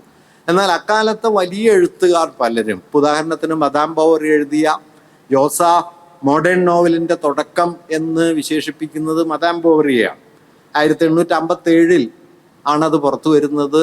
ഈ യൂഗോവിന്റെ നോവൽ വരുന്നതിന് 5 കൊല്ലം മുമ്പേ. മദാം ബോവറി എഴുതിയ ഫ്ലാബേർ പറഞ്ഞൊരു കാര്യം, അത് നൈദർ ട്രൂത്ത് നോർ ഗ്രേറ്റ് എന്നാണ്. അത് സത്യവുമല്ല മഹത്തരവുമല്ല എന്ന് പറഞ്ഞ് അദ്ദേഹം അതിനെ ഉപേക്ഷിക്കുകയാണ് ചെയ്തത്. അല്ലെങ്കിൽ അന്നത്തെ വലിയ നിരൂപകരായിരുന്ന ഗോൺകോർ ബ്രദേഴ്സിനെ പോലെയോ ഒക്കെയുള്ള പലരും ഇതിനെ ഒരു മോശപ്പെട്ട കൃതിയായിട്ടാണ് കണ്ടത്. അതിനെക്കുറിച്ചുള്ള ഏറ്റവും കൗതുകമുള്ള ഒരു ഒബ്സർവേഷൻ ഞാൻ കാണാനിടയായത്, അത് ഇതിൻ്റെ വിവരണമായിട്ട് ബന്ധപ്പെട്ടതല്ല എങ്കിലും സർറിയലിസ്റ്റ് മാനിഫെസ്റ്റോ തയ്യാറാക്കിയ ആൻഡ്രേ ബെർട്ടൺ യുഗോയെ കുറിച്ച് പറയുന്ന ഒരു കാര്യം, he was a surrealist when he was not an idiot എന്നാണ്. ഒരു വിഡ്ഢി അല്ലാത്ത സമയത്തൊക്കെ മൂപ്പര് സർറിയലിസ്റ്റ് ആയിരുന്നു എന്നാണ്. അതുപോലെ ജോൺ കൊക്തോന്റെ ഒരു കമന്റും രസമായിട്ട് തോന്നി. താൻ വിക്ടർ യൂഗോ ആണെന്ന് യഥാർത്ഥത്തിൽ വിശ്വസിച്ച ഒരാളായിരുന്നു വിക്ടർ യൂഗോ എന്നാണ് കൊക്തോ അതിനെ കുറിച്ച് പറയുന്നത്. അതൊരു കൗതുകകര പരാമർശങ്ങൾ എന്നുള്ള നിലയ്ക്കാണ്. അങ്ങനെ ഇപ്പൊ യോസ തന്നെ പറയുന്നത് എന്താന്ന് വെച്ച് കഴിഞ്ഞാൽ, യോസ അതിനെക്കുറിച്ചൊരു പുസ്തകം എഴുതിയതാണ്. നേരത്തെ ആ പുസ്തകം ഇവിടെ പരാമർശിക്കപ്പെടുകയുണ്ടായി. അത് പെർഫെക്റ്റ് ഇമ്പോസിബിലിറ്റി എന്ന പേരിൽ പരിപൂർണമായ അസാധ്യത എന്ന് വിവർത്തനം ചെയ്യാവുന്ന ശീർഷകത്തിൽ അതിദീർഘമായ ഒരു പഠനമാണ്. ഒരു പ്രബന്ധമാണെങ്കിൽ ഒരു പുസ്തകത്തിന്റെ വലിപ്പമുള്ള പഠനമാണ് യോസ എഴുതുന്നത്. യോസ തന്നെ പറയുന്നത് വാസ്തവത്തിൽ അവസാനത്തെ ക്ലാസിക്കൽ നോവലാണ് പാവങ്ങളെന്ന്. അവസാനത്തെ ക്ലാസിക്കൽ നോവലാണ്. അതായത് ഒരു ഓതർ നോവലിൽ സർവാധികാരം നേടിക്കൊണ്ട് തൻ്റെ കളിപ്പാവകളെ പോലെ കഥാപാത്രങ്ങളെ സംസാരിപ്പിച്ച് വളരെ ഉച്ചത്തിൽ സംസാരിച്ച് എല്ലാ കാര്യങ്ങളും നേർക്കുനേർ വിശദീകരിച്ച് സർവാധികാരിയായ ഒരു കർത്താവിനെ നോവലിൻ്റെ കേന്ദ്രത്തിൽ നിലനിർത്തിയ ക്ലാസിക്കൽ നോവൽ രചനാ രീതിയുടെ അവസാനത്തെ മാതൃകയാണ് പാവങ്ങളെന്നും, വാസ്തവത്തിൽ പാവങ്ങൾക്കും 5 കൊല്ലം മുമ്പേ മോഡേൺ നോവൽ പറഞ്ഞിരുന്നു, അത് ഫ്ലോബേറിന്റെ മദാം ബോവറിയാണ് എന്നും യോസ പറയുന്നുണ്ട്. പക്ഷെ അങ്ങനെ പറയുന്ന യോസ തന്നെയും ഞാൻ ഈ നേരത്തെ പറഞ്ഞതുപോലെ ഷേക്സ്പിയർക്ക് ശേഷം 5 ഭൂഖണ്ഡങ്ങളെയും കൂട്ടിയിണക്കിയ, മനുഷ്യവംശത്തെ ആകമാനം സാഹോദര്യ ഭാവന കൊണ്ട് ചേർത്ത് നിർത്തിയ, സ്നേഹത്തിന്റെ അതുല്യ പ്രവാഹമായും മാറിത്തീർന്ന ഒരു കൃതിയായിട്ടാണ് ഈ കൃതിയെ കാണുന്നത്. അതുകൊണ്ട് 2 വീക്ഷണങ്ങളും വാസ്തവത്തിൽ ആ കാലത്ത് ഉണ്ട്. ഈ വീക്ഷണങ്ങളെ ഒന്നും ഇപ്പൊ കേരളത്തിൽ തന്നെ പാവങ്ങളെ കുറിച്ച് അന്ന് കേരളത്തിൽ എല്ലാവരും പാവങ്ങൾ റിയലിസ്റ്റ് മാതൃകയുടെ ഒരു ഉത്തമ അടയാളമായി കണക്കാക്കിയിരുന്ന സമയത്ത് ഇതൊരു റൊമാൻറ്റിക് കൃതിയാണെന്നും വളരെ ആദർശവൽകൃതമായ ഒരു രീതിയാണ് ഇതിലുള്ളത് എന്നും റിയലിസ്റ്റ് സാങ്കേതിക രീതിയിൽ എഴുതപ്പെട്ട ഒരു ഒരു കാൽപ്പനിക രചനയാണ് പാവങ്ങളെന്നും കേസരി പറയുന്നുണ്ട്. കേസരി ആ കാര്യം ചൂണ്ടിക്കാണിക്കുന്നുണ്ട്. പക്ഷെ കേസരി ഒരു കാര്യം കൂടി പറയുന്നുണ്ട് കേട്ടോ, നല്ല കലയും മഹത്തായ കലയും തമ്മിലുള്ള വ്യത്യാസം, ഗ്രേറ്റ് ആർട്ട് ഗുഡ് ആർട്ട്, ഇത് തമ്മിലുള്ള വ്യത്യാസം വാൾട്ടർ പേറ്ററെ മുൻനിർത്തി പറയുന്ന സമയത്ത് അദ്ദേഹം പറയുന്നത് മഹത്തായ കലയുടെ മാതൃകയായിട്ട് അദ്ദേഹം ഉദ്ധരിക്കുന്നത് ഒന്ന് ഡിവൈൻ കോമഡി, മറ്റൊന്ന് ബൈബിൾ, പിന്നെ മിൽട്ടന്റെ പാരഡൈസ് ലോസ്റ്റ്. അതിനോടൊപ്പം ചേർത്തിട്ടാണ് അദ്ദേഹം ഈ പറയുന്ന പാവങ്ങളെ പ്രതിഷ്ഠിക്കുന്നത്. അതിന് കാരണമായിട്ട് കേസരി പറയുന്നത് നല്ല കല എന്ന് പറയുന്നത് അതിൻ്റെ രചനാപരമായ കൃത്യത കൊണ്ടും ആവിഷ്കാരപരമായ ഭദ്രത കൊണ്ടും സാങ്കേതിക തികവ് കൊണ്ടും ഒക്കെയാണ് നല്ല കലയായിരിക്കുന്നതെങ്കിൽ മഹത്തായ കല എന്ന് പറയുന്നത് അതിനപ്പുറം ഒരു ചുവട് കൂടി വയ്ക്കണം എന്നാണ്. അത് അതിൻ്റെ വിഷയ സ്വഭാവം കൊണ്ട്, അതിൻ്റെ വിഷയവ്യാപ്തി കൊണ്ട്, പ്രമേയ വൈവിധ്യം കൊണ്ട്, അത് ലക്ഷ്യം വയ്ക്കുന്ന ഉന്നതമായ ആദർശങ്ങൾ കൊണ്ട്, അതിലടങ്ങിയിരിക്കുന്ന വിപ്ലവ സ്വഭാവം കൊണ്ട്, അതിലുയർന്നു നിൽക്കുന്ന പ്രത്യാശയുടെ വൈപുല്യം കൊണ്ട്, ഈ ഘടകങ്ങളെല്ലാം ഉണ്ടെങ്കിലേ ഒരു കൃതിക്ക് മഹത്തായ കലയാകാൻ പറ്റൂ എന്നും അങ്ങനെ മഹത്തായ കലയുടെ പട്ടികയിലേക്ക് കടന്നു നിൽക്കുന്ന ഒരു കൃതിയാണ് പാവങ്ങൾ എന്നുമാണ് അദ്ദേഹം പറയുന്നത്. വേണമെങ്കിൽ ഈ അവസാനം പറഞ്ഞ പോയിന്റ് ശ്രദ്ധിക്കാവുന്നതാണ് കേട്ടോ. ഈ എന്താ പറയുക, ഉയർന്നു നിൽക്കുന്ന പ്രത്യാശയുടെ വൈപുല്യം എന്നത് അത് വളരെ പ്രധാനപ്പെട്ട കാര്യമാണ്. ഈ ബാലേന്ദ്രൻ ചുള്ളിക്കാട് വൈലോപ്പിള്ളിയെ കുറിച്ച് പറയുമ്പോൾ പറയും, ബാലേന്ദ്രന്റെ കവിതയെക്കുറിച്ച് വൈലോപ്പിള്ളി പറയും, അത്ര നിന്റെ കവിതയൊക്കെ നല്ലതാണ്, പക്ഷെ അതിലൊരു ജീവിത മൂല്യമില്ല എന്ന് പറയും. ഇപ്പൊ വൈലോപ്പിള്ളിക്ക് ഇത് ജീവിതം അന്തിമമായിട്ട് പരിഹരിക്കപ്പെടണമല്ലോ, പോം വഴി എന്ത് എളുപ്പമായല്ലോ. വാസ്തവത്തിൽ കുടിയൊഴിക്കലിലെ ഏറ്റവും പൊട്ട ഉത്തരമാണ് കേട്ടോ അത്. കുടിയൊഴിക്കലല്ല, കണ്ണീർ പാടത്തിലെ കുടിയൊഴിക്കലിനെ കുറിച്ച് വിജയമാഷ് പറയുന്നുണ്ട്, അതിലെ ചീവീടുകളുടെ പാട്ടാണ് അതിലെ ഏറ്റവും മോശം ഭാഗം. ഒരാവശ്യമില്ല, കാരണം കവികൾ വിചാരിച്ച നിലക്കൊന്നും ഈ ലോകം പ്രവർത്തിച്ചിട്ടില്ല. ലോകവൈരുദ്ധ്യങ്ങളെ മുഴുവൻ തെളിയിച്ച് കാണിച്ചത് ആദ്യ ഖണ്ഡങ്ങളാണ്. അവസാന ഖണ്ഡം കവിയുടെ പ്രത്യാശയാണ്. പക്ഷെ ആ പ്രത്യാശ പ്രധാനമാണ് എന്ന് വൈലോപ്പിള്ളി കരുതിയിരുന്നു. അതൊരു നിലയ്ക്ക് ഹ്യൂമനിസം എന്ന് വിളിക്കാവുന്ന 19-20 നൂറ്റാണ്ടുകൾ ജന്മം നൽകിയ ഒരു മനുഷ്യ മഹത്വ സങ്കല്പത്തിന്റെ സാഹിതീയമായ ഒരാവിഷ്കാരാണെന്ന് തോന്നുന്നു. അല്ലെങ്കിൽ വൈലോപ്പിള്ളിയെ പോലെ ജീവിതത്തിന്റെ വൈരുദ്ധ്യങ്ങളിലേക്ക് അത്ര ആഴത്തിൽ കണ്ണു ചെന്ന ഒരാൾക്കും ഒരു പ്രത്യാശയുടെ കണിക അവശേഷിപ്പിച്ചുകൊണ്ട് ഇത് അവസാനിപ്പിക്കാവൂ എന്നൊരു തോന്നൽ ഉണ്ടാകുന്നത് അങ്ങനെയായിരിക്കണം. ഇപ്പൊ വൈലോപ്പിള്ളി കണ്ടതുപോലെ ജീവിതത്തിന്റെ ഈ ഇരുട്ട് ആ കാലത്ത് ഒരു കവിയും കണ്ടിട്ടില്ലല്ലോ. കാവ്യലോക സ്മരണകളിൽ ഒരിടത്ത് പറയും, പുള്ളിമാന്റെ പുറകെ പായുന്ന പുലിയെയോ വസന്തവായുവിൽ വസൂരി രോഗാണുക്കളെയോ കാണാതിരിക്കാൻ എനിക്ക് കഴിയില്ല എന്ന് പറയും. അങ്ങനെ എന്തിന്റെയും മറുപുറം കാണുന്ന ഒരാൾ എന്തുകൊണ്ടാണ് പക്ഷേ സാഹിത്യം അന്തിമമായി ഒരു ഒരു ഒരു പ്രത്യാശയുടെ ഒരു മൂല്യത്തിന്റെ ആവിഷ്കാരമാകണം എന്ന് കരുതിയത് എന്ന് ചോദിച്ചാൽ അതൊരു കാലത്തിന്റെ സവിശേഷമായ ഒരു മൂല്യബോധമാണ്. നേരത്തെ ഈഗിൾട്ടനെ ഉദ്ധരിച്ചിട്ട് ഒരു കാലം നൽകുന്ന ഭാവുക ഘടനയെ കുറിച്ച് പറയണ്ടായല്ലോ. അങ്ങനെ 19-20 നൂറ്റാണ്ടുകൾ ജന്മം നൽകിയ ഏറ്റവും പ്രബലമായ ഒരു സാഹിതീയ ഭാവുകത്വം എന്ന നിലയ്ക്ക് മനുഷ്യനെയും മാനവികതയെയും കുറിച്ചുള്ള ഒരു ബോധം, ഒരുപക്ഷെ ആ ബോധമായിരിക്കണം പാവങ്ങളെ ഇത്രമേൽ പ്രബലമായ ഒന്നായി നിലനിർത്തിയതും കഴിഞ്ഞ 1.5 നൂറ്റാണ്ടായി ലോകത്ത് തുടരുന്ന ഒരു കൃതിയായി അതിനെ മാറ്റി തീർത്തത്. പാവങ്ങൾ വളരെ കോംപ്ലിക്കേറ്റഡ് ആയ, വളരെ വിപുലമായ, സാധാരണ നിലയ്ക്ക് ഇപ്പൊ ഒരാൾക്ക് വായിച്ചെത്തിക്കാൻ എളുപ്പമല്ലാത്തൊരു കൃതിയാണ്. 5 വോള്യങ്ങളായിട്ട് 48 പുസ്തകങ്ങളായിട്ട് 365 അധ്യായങ്ങളായിട്ടാണ് അത് സംവിധാനം ചെയ്യപ്പെട്ടിട്ടുള്ളത്. ഡേവിഡ് ബെല്ലോസിന്റെ രസമുള്ളൊരു നിരീക്ഷണമുണ്ട്. ഒരു ഫ്രഞ്ച് അധ്യാപകൻ, സാഹിത്യാധ്യാപകൻ എന്ന നിലയ്ക്ക് വളരെ വളരെ വൈകി മാത്രം പാവങ്ങൾ വായിച്ചു തുടങ്ങിയ ഒരാളാണ് താൻ എന്ന് പറഞ്ഞിട്ടാണ് അദ്ദേഹം അതിന്റെ ആമുഖം എഴുതുന്നത്. എന്നിട്ട് അദ്ദേഹം പറയുന്നത് പാവങ്ങൾ വായിക്കാനുള്ള ഏറ്റവും എളുപ്പ വഴി എന്താന്ന് വെച്ച് കഴിഞ്ഞാല് ഒരു ദിവസം ഒരു അധ്യായം വായിക്കുക, ഒരു കൊല്ലം കഴിയുമ്പോൾ നന്നായിട്ട് വായിച്ച് തീരും. അതിൽ അദ്ദേഹം രസമുള്ള ഒരു കാര്യം കൂടി പറയുന്നുണ്ട്, ഒറ്റയടിക്ക് വായിക്കാവുന്ന ഒരു പുസ്തകമല്ല പാവം. ഇതും പ്രധാനപ്പെട്ടതാണ് കേട്ടോ. കേരളത്തിലെ ഒരു വലിയ നോവലിസ്റ്റ് ഈ കാര്യം പറയുന്നുണ്ട്. നോവൽ വായനയെ കുറിച്ച് പറയുമ്പോൾ കെ സുരേന്ദ്രൻ ഒരിക്കൽ എഴുതുന്നുണ്ട്, നിങ്ങൾ ഒറ്റ ഇരിപ്പിൽ ഒരു നോവൽ വായിച്ചു എന്നൊക്കെ പലരും പറഞ്ഞു കാണാറുണ്ട്. അങ്ങനെ വായിക്കരുത് എന്നിട്ട് അദ്ദേഹം പറയുന്നത് 1 മണിക്കൂറോ 2 മണിക്കൂറോ കൊണ്ട് 30-50 പേജ് വായിക്കുക, ബാക്കി നാളെ വായിക്കുക. അങ്ങനെ ഒരാഴ്ച കൊണ്ടോ 10 ദിവസം കൊണ്ടോ ഒരു നോവൽ വായിക്കുക. അതെന്താന്ന് വെച്ച് കഴിഞ്ഞാൽ ഒറ്റയടിക്ക് വായിച്ചു കഴിഞ്ഞാൽ നിങ്ങൾ നോവലല്ല വായിക്കുന്നത്, അതിലെ കഥയാണ് വായിക്കുന്നത്, നോവല് കഥയല്ല. 2, നിങ്ങൾ ഒരു ദിവസം വായിച്ച് 2-ാം ദിവസം പിന്നെ 50 പേജ് വായിക്കുമ്പോൾ ആദ്യ ദിവസം വായിച്ച നോവൽ നിങ്ങളുടെ മനസ്സിൽ കിടന്ന് വളരുകയും ആ വളർന്ന നോവലിനെയാണ് നിങ്ങൾ അടുത്ത ദിവസത്തെ വായനയുടെ അടിപ്പടമാക്കി മാറ്റുകയും ചെയ്യുന്നത്. അങ്ങനെ അകമേ വളരുന്ന ഒന്നായി നോവൽ നിങ്ങളിലും നിലനിൽക്കും. അതൊന്നും ഒറ്റയടിക്കുള്ള വായനയിൽ കിട്ടില്ല. അങ്ങനെ ഒരു കൊല്ലം കൊണ്ട് വായിക്കാവുന്ന കൃതിയാണ് ഈ പാവങ്ങൾ എന്ന് ഡേവിഡ് ബെല്ലോസ് പറയുന്നുണ്ട്. ലോകത്തെ ഏറ്റവും വലിയ നോവലുകളിൽ ഒന്ന് എന്ന് പറയാം. 6,55,478 വാക്കുകൾ അതില് ഉണ്ട്. അതിലൊരു തമാശ എന്താന്ന് വെച്ച് കഴിഞ്ഞാൽ ഇതിലെ ഏതാണ്ട് 1/3 ഭാഗങ്ങളും MP പോൾ പറഞ്ഞത് വാക്യം കടമെടുത്താൽ ശിലാഖണ്ഡങ്ങളാണ്. കഥാഗതിയെ തടയുന്ന പ്രതിരോധിക്കുന്ന ശിലാഖണ്ഡങ്ങളാണ്. കഥയുമായിട്ട് യാതൊരു ബന്ധവുമില്ലാത്ത കാര്യങ്ങൾ. വാട്ടർലൂവിനെ കുറിച്ച് 18 അധ്യായം 17-18 അധ്യായം വാട്ടർലൂവിന്റെ ചരിത്രമാണ്. നേരത്തെ നാരായണ മാഷ് പറഞ്ഞ പാരീസിലെ എന്താ പറയാ അഴുക്കുചാലുകളുടെ നിർമ്മാണ ചരിത്രം, അതിന്റെ സാങ്കേതിക രീതി, അതിന്റെ ഗതിഭേദങ്ങൾ ഒക്കെ വിസ്തരിച്ച് ചർച്ച ചെയ്യപ്പെടുന്നു. മതങ്ങളെ കുറിച്ച് ചർച്ച ചെയ്യപ്പെടുന്നു. തെരുവിൽ അലയുന്ന കുട്ടികളെ കുറിച്ച് ചർച്ച ചെയ്യുന്നു. അങ്ങനെ 19-ാം നൂറ്റാണ്ടിലെ ഫ്രഞ്ച് ജീവിതത്തെ വിശദീകരിച്ച എല്ലാ കാര്യങ്ങളും, നിർണയിച്ച ഏതാണ്ട് എല്ലാ കാര്യങ്ങളും യൂഗോ ഏതാണ്ട് പ്രബന്ധങ്ങൾ പോലെ തന്നെ എഴുതിയിട്ടുണ്ട്. അല്ലാതെ നോവലിന്റെ ഇടയില് ഇടയ്ക്കൊരു കമന്റ് ഒന്നുമല്ല. നോവൽ എന്ന് പറയുന്നത് ചില ഭാഗങ്ങളൊക്കെ പൂർണ്ണമായിട്ടും എസ്സേ തന്നെയാണ്. കൗതുകമുള്ളൊരു കാര്യം കൂടി ഞാൻ പറയാം. യൂഗോ തന്റെ നോവലിനെ കുറിച്ച് പിന്നെ ഒരിക്കൽ പറയുന്ന ഒരു വാക്യത്തിൽ ഈ ആശയം വന്നു പോകുന്നുണ്ട്. അതിങ്ങനെയാണ്: this book has been composed from inside to out. അകമേ നിന്ന് പുറത്തേക്ക് ഘടിപ്പിക്കപ്പെട്ട, ആഖ്യാനം ചെയ്യപ്പെടുന്ന ഒരു കൃതിയാണ്. ഇനിയുള്ള വാക്യങ്ങൾ ശ്രദ്ധിക്കേണ്ടതാണ്.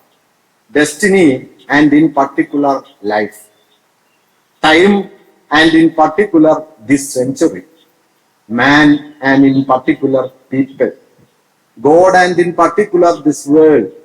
This is what I have tried to include in this book. അവസാന വാക്യം: it is a sort of essay on infinite. അനന്തതയെ കുറിച്ച് എഴുതപ്പെട്ട ഒരു പ്രബന്ധമാണ്. അതൊരു ഗംഭീര വാക്യമാണ്. ഒരു വലിയ ആൾക്ക് എഴുതാൻ പറ്റുന്ന ഒരു വാക്യമാണ്. It is A sort of essay on infinity. ഈ വാക്യം ശ്രദ്ധിക്കേണ്ടതാണ്. ഇത് മുഴുവൻ അദ്ദേഹം പൂർത്തീകരിച്ചോ എന്ന് നമുക്ക് ഈ നോവൽ വായിച്ചാൽ പറയാൻ പറ്റില്ല. പക്ഷെ ഞാൻ നേരത്തെ 3 തലങ്ങൾ എന്ന് പറഞ്ഞല്ലോ, അതിൽ 3-ാമത്തെ തലത്തെ കുറിച്ച് കൂടി ഇത് പറയുന്നുണ്ട്. This book has been composed from inside out. ഉള്ളിൽ നിന്ന് പുറമേക്ക് എന്ന നിലയിൽ ഘടിപ്പിക്കപ്പെട്ടതാണ്. Destiny and in particular life. വിധിയും സവിശേഷമായ നിലയിൽ ജീവിതവും. Time and in particular this century. കാലവും സവിശേഷമായ നിലയിൽ ഈ നൂറ്റാണ്ട്. Man and in particular people. മനുഷ്യനും സവിശേഷമായി ജനങ്ങളും. God and in particular world. ദൈവവും സവിശേഷമായ നിലയിൽ ലോകവും. This is what I have tried to include it in. ഇതാണ് ഞാൻ ഈ കൃതിയിൽ ഉൾപ്പെടുത്താൻ ശ്രമിച്ചത്. ഒരുപക്ഷെ നമ്മൾ വായിച്ചത് ഈ പർട്ടിക്കുലേഴ്സ് മാത്രമാണ്. പക്ഷേ യൂഗോന്റെ താല്പര്യത്തിൽ അവസാനത്തേത് കൂടിയുണ്ട്. It is a sort of an essay on infinite. അനന്തതയെ കുറിച്ചുള്ള ഒരു ദീർഘ ഉപന്യാസം കൂടിയാണ് തന്റെ ഈ നോവൽ എന്ന് അദ്ദേഹം പറയുന്നുണ്ട്. ഏതാണ്ട് ആ വാക്യത്തെ സാധൂകരിക്കാൻ പോകുന്ന മട്ടിൽ കഥാതന്തുവുമായി നേർക്ക് നേരെ ബന്ധമൊന്നുമില്ലാത്ത എത്രയെങ്കിലും ആഖ്യാനങ്ങൾ, ഭാഗങ്ങൾ നമുക്ക് കാണാൻ പറ്റും. പക്ഷെ എഡ്വേർഡ് ബെയർ എന്ന് പറയുന്ന നിരൂപകനതയെ കുറിച്ച് പറയുന്ന ഒരു വാക്യം: the digressions of genius are easily pardoned. ഒരു മഹാപ്രതിഭയുടെ വഴിതെറ്റലുകളൊക്കെ എളുപ്പം വകവെച്ചു കൊടുക്കാവുന്നതാണ്, മാപ്പ് നൽകാവുന്ന ഒരു കാര്യമാണ്. തുടർന്ന് അദ്ദേഹം പറയുന്നു: less miserable is A path through the forest. ഒരു വനത്തിലൂടെ, നിബിഡ വനത്തിലൂടെയുള്ള ഒരു വനപാതയാണ് പാവങ്ങൾ. Forest is as much as subject of novel as the past. പക്ഷേ കാടും വഴിപോലെ തന്നെ നോവലിന്റെ വിഷയമാണ്. അങ്ങനെ വഴിപോലെ നോവലിന്റെ വിഷയമായി കാടും മാറിത്തീരുന്ന ഒരു അസാധാരണമായ കൃതിയായിട്ട് ഇതിനെ കാണാൻ പറ്റും. ഒരു പക്ഷെ നോവൽ എന്നുള്ള ആ രൂപത്തെ കുറിച്ചുള്ള മറ്റേ EM ഫോസ്റ്റർ പറയുന്ന ഒരു മനോഹരമായ വാക്യമുണ്ടല്ലോ: നാശം ഒരു കഥ കൂടി വേണം എന്ന്. ഇത് കഥ എന്ന് പറയുന്നതാണ്, നോവൽ എന്നല്ല. ബാക്കി കുറെ കാര്യങ്ങൾ പറയാനുണ്ട്. അത് പറയാൻ ഒരു കഥയും കൂടി വേണം എന്നുള്ളതാണ് വാസ്തവത്തിൽ നോവലിന്റെ ഒരു സാധ്യത. അല്ലാതെ ഒരു കഥ പറഞ്ഞു പറഞ്ഞ് പണ്ട് വിജയമാഷ് പറയും പറഞ്ഞു വലുതായി പോയ ഒരു ചെറുകഥയുടെ പേരല്ല ഈ നോവലിന്. നമ്മുടെ പല നോവലുണ്ടായത് അങ്ങനെയാണ് എന്ന് മാഷ് പറയും. 50 പേജിൽ എഴുതാവുന്ന നോവല് 5000 പേജിൽ എഴുതി പരാജയപ്പെട്ട ധാരാളം എഴുത്തുകാർ നമുക്കുണ്ട് എന്ന് മാഷ് ഒരിക്കൽ പറയുന്നുണ്ട്. അങ്ങനെ പറഞ്ഞു വലുതായി പോകുന്നതല്ല, ഇതെല്ലാം പറയാൻ, അങ്ങനെ പറയാനുള്ള ഒരു ശ്രമവും ഒരുപക്ഷെ അത് ഇപ്പൊ ടോൾസ്റ്റോയ് 1869 വാർ ആൻഡ് പീസ് എഴുതുന്നത്. തന്റെ പ്രചോദനം ഈ പറയുന്ന പാവങ്ങളാണ് എന്ന് ടോൾസ്റ്റോയ് പറയുന്നുണ്ട്. ആ സമയം ശ്രദ്ധിക്കേണ്ടതാണ് കേട്ടോ. ക്ലാസിക്കൽ നോവലിലെ ഏറ്റവും മഹത്തായ രചനകൾ ഒന്നിനു പുറകെ ഒന്നായി പുറത്തു വന്നുകൊണ്ടിരുന്ന ഒരു 10 വർഷക്കാലം നമുക്ക് ഇത് കാണാൻ പറ്റും. 1851 മോബി ഡിക്ക് വരുന്നു, 1857 മദാം ബോവറി വരുന്നു, 1861 ഡിക്കൻസിന്റെ ചാൾസ് ഗ്രേറ്റ് എക്സ്പെക്ടേഷൻസ് വരുന്നു, 69 വാർ ആൻഡ് പീസ് വരുന്നു, 66 കുറ്റവും ശിക്ഷയും വരുന്നു. ഇങ്ങനെ ഒരു 10 വർഷം എടുത്തു കഴിഞ്ഞു കഴിഞ്ഞാൽ ലോക നോവലിനെ നിർവചിച്ച കൃതികൾ ഒന്നിനു പുറകെ ഒന്നായിട്ട് ഓരോ വർഷവും പുറത്തു വന്നുകൊണ്ടിരിക്കുന്നു. അതോടൊപ്പം തന്നെ ലോക നോവലിന്റെ മഹാരഥികൾ വരുന്നുണ്ട്. ഡെസ്റ്റോവ്സ്കി വരുന്നുണ്ട്, ടോൾസ്റ്റോയ് വരുന്നുണ്ട്, ബെൽസാക്ക് വരുന്നുണ്ട്, സ്റ്റെൻഡാൾ വരുന്നുണ്ട്, തുർഗനേവ് വരുന്നുണ്ട്. ഇങ്ങനെ എത്രയോ വലിയ ആളുകൾ വരുന്നുണ്ട്. എങ്കിലും നോവൽ ഓഫ് ദ സെഞ്ചുറി എന്ന ശീർഷകത്തില് ബെല്ലോസ് തെരഞ്ഞെടുക്കുന്നത് ഈ കൃതിയെ. ഇത് നമ്മൾ ശ്രദ്ധിക്കേണ്ടതാണ്. വെല്ലോസ് ഒരു മോശം ആളൊന്നുമല്ല. അദ്ദേഹം സാഹിത്യത്തിന്റെ അങ്ങേയറ്റം കണ്ട ഒരു വലിയ നിരൂപകനും പണ്ഡിതനുമാണ്. എങ്കിലും 19-ാം നൂറ്റാണ്ടിന്റെ നോവൽ ഓഫ് ദ സെഞ്ചുറി ഡെസ്റ്റോവ്സ്കിയുടെ വിട്ടുവീഴ്ചയല്ല, കാരമസോവല്ല, അന്നയല്ല, മറിച്ച് 19-ാം നൂറ്റാണ്ടിന്റെ നേരത്തെ ഇവിടെ പറഞ്ഞൊരു പോയിന്റ് അതാണ്. ഒരു കാലഘട്ടത്തെ നിർണയിച്ച ഭാവുകത്വത്തെ ആകമാനം സംഗ്രഹിച്ച് തലമുറകളിലേക്ക് അത് കൈമാറിക്കൊടുത്ത് തലമുറകളിൽ അത് ജീവിച്ച്. ഇപ്പൊ വാർ ആൻഡ് പീസ് എത്ര പേര് വായിക്കുന്നുണ്ട് എന്ന് ചോദിച്ചാൽ വലിയ പ്രയാസമായിരിക്കും. വാർ ആൻഡ് പീസ് നിങ്ങൾ ഒരു സാഹിത്യ ഗവേഷണത്തിന്റെയോ അല്ലെങ്കിൽ സാഹിത്യ പഠനത്തിന്റെയോ ഒക്കെ ഭാഗമായി നിർബന്ധപൂർവം വായിക്കാൻ തീരുമാനിച്ചാൽ അല്ലാതെ ഇന്നിപ്പോ വാർ ആൻഡ് പീസ് വായിക്കല് എളുപ്പമല്ല. ഞാനതൊരു അന്നെ വായിക്കാൻ പറ്റില്ല. അന്നയുടെ ആദ്യ വാക്യത്തിൽ ആരും വീഴും. All the happy families are happy in the same way, each unhappy families unhappy in its on വേ എന്ന് പറഞ്ഞ് ഒരൊറ്റ വാക്യം കൊണ്ട് ഒരു പ്രപഞ്ചം മുഴുവൻ സൃഷ്ടിച്ചിട്ട് ആ നോവൽ തുടങ്ങുന്നത്. വാർ ആൻഡ് പീസിൽ പക്ഷെ നമുക്ക് അങ്ങനെ കയറാൻ പറ്റില്ല. അവസാന അധ്യായമൊക്കെ എത്തുമ്പോഴേക്ക് ഇതെങ്ങനെ തീരും? കുട്ടികൃഷ്ണമാരാർ അതാ പറഞ്ഞ് 30 പേജ് വായിച്ച് 4 ചാല അങ്ങോട്ടും ഇങ്ങോട്ടും നടന്നു, പിന്നെയും വായിച്ച് അങ്ങോട്ടും ഇങ്ങോട്ടും നടന്നു, എത്ര ശ്രമിച്ചിട്ടും ഇത് തീർന്നില്ല എന്ന് മാരാര് സത്യമായിട്ട് പറയുന്നുണ്ട്. മിക്കവാറും ആർക്കും തീർന്നിട്ടില്ല കേട്ടോ, മാരാര് മാത്രമാണ് പറഞ്ഞത്. അത് വേറൊരു ബല. ഇപ്പൊ എനിക്ക് കൗതുകം തോന്നിയൊരു കാര്യം, EMS ഒരിക്കൽ ചോദിക്കുന്നുണ്ട്, ഡെസ്റ്റോവ്സ്കി എങ്ങനെ വിലയുണ്ട്? EMS ഞാൻ വായിച്ചിട്ടില്ല, അതുകൊണ്ട് തനിക്ക് എന്തെങ്കിലും കുറവ് വരില്ല എന്ന് അത്ര ഉറപ്പുള്ളത് കൊണ്ടാണ് ഇങ്ങനെ പറയുന്നത്. വായിക്കാത്ത എല്ലാവരും വായിച്ചു എന്ന് പറയുകയും വിധി പറയുകയും ചെയ്തുകൊണ്ടിരിക്കുമ്പോഴാണ് ഞാൻ വായിച്ചിട്ടില്ല എന്ന് ചെയ്യുന്നത്. മാരാർ അതുപോലെ മാരാർക്ക് പിന്നെ അതുകൊണ്ട് മാത്രമല്ല കേട്ടോ, ഒരു നിലയ്ക്ക് മാരാരുടെ ആ വാക്യത്തിൽ നിന്ന് നമ്മൾ ഈ സാഹിത്യാനുശീലനം എന്ന് പറയുന്നതിനെ കുറിച്ചും ചിലത് മനസ്സിലാക്കേണ്ടതുണ്ട്. കാരണം കാളിദാസ കവിതകളിലും വ്യാസഭാരതത്തിലും ഒക്കെ മേഞ്ഞു നടന്ന് വാക്കിലും വരിയിലും ഇങ്ങനെ സൂക്ഷ്മമായി ശ്രദ്ധിച്ച് അതിന്റെ ധന്യാത്മകതയിലും അതിന്റെ സൂക്ഷ്മധർമ്മത്തിലുമൊക്കെ വ്യാപരിച്ചു പോയ ഒരു വായനാ രീതി കൊണ്ട് നിങ്ങൾക്ക് നോവൽ വായിക്കാൻ പറ്റും. നോവലാ ജനുസയല്ല, നോവല് വേറൊരു പ്രകാരത്തിലാണ് അത് ആഖ്യാനം ചെയ്യപ്പെടുന്നതും അത് വായിക്കേണ്ടതും. അതുകൊണ്ട് രഘുവംശം വായിച്ച് ശീലിക്കുന്ന അതേ വഴിയിൽ നിങ്ങൾക്ക് വാർ ആൻഡ് പീസ് വായിക്കാൻ പറ്റില്ല. അത് 2 വായനാ രീതികളാണ് എന്ന് മനസ്സിലാക്കിയാലും മതി. ഇപ്പൊ റീൽസ് കണ്ട് നമുക്ക് എത്ര നേരം സ്പാൻ ഓഫ് അറ്റൻഷൻ ഉണ്ടെന്ന് ചോദിച്ചാൽ ഒരു 5 മിനിറ്റ്, ഒരു 15 മിനിറ്റ്, അല്ലാതെ 1.5 മണിക്കൂർ ഒരു ശ്രദ്ധാപൂർവം ഒരു സാധനം വായിക്കാനുള്ള ഒരു മനസാന്നിധ്യം എത്ര ബാക്കിയുണ്ട് എന്ന് ചോദിച്ചു കഴിഞ്ഞാൽ വലിയ പ്രയാസമാണ്. ഓരോ കാലവും ഒരു വായനാശീലങ്ങളെ ഉണ്ടാക്കി. ഞാൻ പറഞ്ഞത് ഇത്ര വലിയ നോവലിസ്റ്റുകൾ 19-ാം നൂറ്റാണ്ടില് പാവങ്ങൾക്ക് മുമ്പും പിമ്പും, യുഗോയ്ക്ക് മുമ്പും പിമ്പും ഉണ്ടെങ്കിലും പാവങ്ങളെയാണ് ഞാൻ ഈ പറഞ്ഞ ബെല്ലോസ് ഇങ്ങോട്ട് എടുക്കുകയും നോവൽ ഓഫ് ദ സെഞ്ചുറി എന്ന് വിശദീകരിക്കുകയും ചെയ്തത്. പാവങ്ങളുടെ സാധന ചരിത്രവും ഒരു നിലയ്ക്ക് ഈ നോവൽ ഓഫ് ദ സെഞ്ചുറി എന്നുള്ള വിശേഷണത്തിന് യോഗ്യമാണ്. കാരണം ഏതാണ്ടൊരു 6 മാസക്കാലം നീണ്ടു നിൽക്കുന്ന വൻ പ്രചാരണത്തിന് ശേഷമാണ്, അന്ന് യൂഗോ ഫ്രാൻസിലില്ല, യൂഗോന്റെ പത്നി മരിച്ചിട്ട് പത്നിയുടെ ജഡം ഫ്രാൻസിന്റെ അതിര് വരെ അദ്ദേഹം നിഗമിക്കുന്നുണ്ടെങ്കിലും അദ്ദേഹം ഫ്രാൻസിലേക്ക് പ്രവേശിക്കുന്നില്ല. ഈ ലൂയി നെപ്പോളിയൻ ബോണപ്പാർട്ടിന്റെ വേഷം കെട്ടി വന്ന ലൂയി ബോണപ്പാർട്ടിന്റെ ഭരണം അവസാനിക്കാതെ താൻ ഇനി ഫ്രാൻസിലേക്ക് ഇല്ല എന്ന് പറഞ്ഞ് അദ്ദേഹം മാറി നിൽക്കുകയാണ് ചെയ്യുന്നത്. 1870 ഇയാൾ പുറത്തായതിനു ശേഷമാണ് യൂഗോ മടങ്ങി വരുന്നത് പാരീസിലേക്ക്. അന്നൊരു ഭീമാകാര പ്രതിഭയായി തീർന്നു കേട്ടോ. ആദ്യഘട്ടത്തിൽ അദ്ദേഹം ഒരു റൊമാൻറ്റിസിസത്തിന്റെ ഒരു പ്രതിനിധിയായ ഒരു കവിയായിട്ടാണ് അറിയപ്പെടുന്നതെങ്കിൽ 1883 യൂഗോ മരിക്കുമ്പോ യൂഗോ ഒരു മിത്താണ് ഏതാണ്ട്. എല്ലാ വിവരണങ്ങളിലും ഒരുപോലെ കാണുന്ന ഒരു കാര്യം യൂഗോയുടെ ശവസംസ്കാര ചടങ്ങിൽ 20 ലക്ഷം പേർ പങ്കെടുത്തു എന്നാണ്. ഞാനിപ്പോ വെറുതെ ഒന്ന് അന്വേഷിച്ച് നോക്കി, തെരഞ്ഞു നോക്കി. പാരീസിൽ അന്ന് ജനസംഖ്യ എത്രയാണ്? 25 ലക്ഷമാണ്. 25 ലക്ഷം ജനങ്ങൾ ഉള്ള ഒരു നഗരത്തിലെ 20 ലക്ഷം പേർ പങ്കെടുത്ത, എല്ലാവരും പറയുന്ന ഒരു കാര്യം, അതിനു മുമ്പോ അതിന് പിമ്പോ അത്രയും വലിയൊരു ശവസംസ്കാര ഘോഷയാത്ര നടന്നിട്ടില്ല. 20 ലക്ഷം പേർ നടക്കാൻ പറ്റുന്ന മുഴുവൻ ആളുകളെ യൂഗോയെ കാണാനില്ല. ഗാന്ധിയുടെ ശവസംസ്കാരത്തിന് ഏതാണ്ട് 10 ലക്ഷം പേരാണ് ഉണ്ടായിരുന്നത് എന്ന്. അങ്ങനെ ആ കാലത്തിന്റെ, ഞാൻ പറഞ്ഞത് നമ്മൾ ഇന്ന് യൂഗോ എന്ന് മനസ്സിലാക്കുന്ന ആ അവസ്ഥയിൽ നിന്ന് എത്രയോ ഭിന്നമാണ്. അതിന്റെ വേറൊരു ഉദാഹരണം, ഇപ്പൊ റൊദാങ് എന്ന് പറയുന്ന ഫ്രഞ്ച് ശില്പി ഉണ്ടല്ലോ, റോഡിൻ ഉണ്ടാക്കിയ യൂഗോവിന്റെ ശിരസ്, അദ്ദേഹത്തിന്റെ ശില്പങ്ങൾ നോക്കിക്കഴിഞ്ഞാൽ എണ്ണമറ്റ ശില്പങ്ങളാണ്.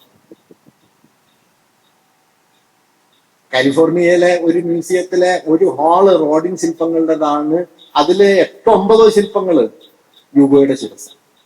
എന്തുകൊണ്ടാണ് റോഡിനെ പോലെ ഒരാള് നിരന്തരമായി ഈ പറയുന്ന ഇയാളുടെ തല തന്നെ ഉണ്ടാക്കിക്കൊണ്ടിരിക്കുന്നത് ചോദിച്ചാൽ, അത്ര ഉണ്ടാക്കിയിട്ടും ഇത് തീരുന്നില്ല. മാട്ടു നേരത്തെ ലോത്രയെ കുറിച്ച് പറഞ്ഞല്ലോ, എല്ലാവരെയും പരിശീലിക്കാനായിട്ട് കുതിരയെ വരച്ചുകൊണ്ടിരുന്നു എന്ന് പറഞ്ഞതുപോലെ ഒരുപക്ഷെ മനുഷ്യപ്രതിഭയുടെ എല്ലാ പ്രകാരങ്ങളെയും ആവിഷ്കരിക്കാൻ യൂഗോയെ വീണ്ടും വീണ്ടും ഉണ്ടാക്കിയാൽ മതി എന്ന് റൊദാങ്ങിനെ പോലെ ഒരാൾക്ക് തോന്നിയിട്ടുണ്ടാകും. അങ്ങനെ സ്വാധീനം ചെലുത്തിയ ഒരു വലിയ, അതുകൊണ്ട് അദ്ദേഹത്തിന്റെ രചനാരീതിയെ കുറിച്ചോ അദ്ദേഹത്തിന്റെ കലയുടെ ദൗർബല്യത്തെ കുറിച്ചോ ഒക്കെയുള്ള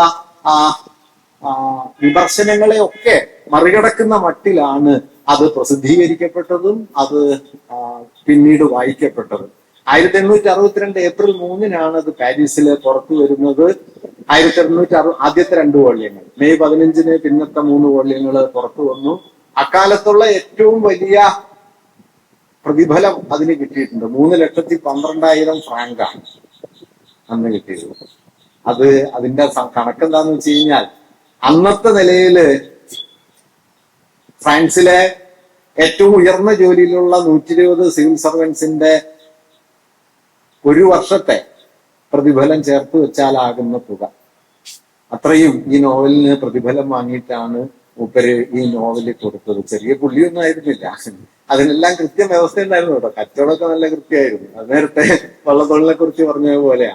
ഒരു അന്ന് നല്ല ഉറപ്പുള്ള പെട്ടിയായിരുന്നു മൂപ്പരുടെ. ഞാൻ വേറൊരു കാര്യം കൂടി സന്ദർഭമായിട്ട് പറയാം.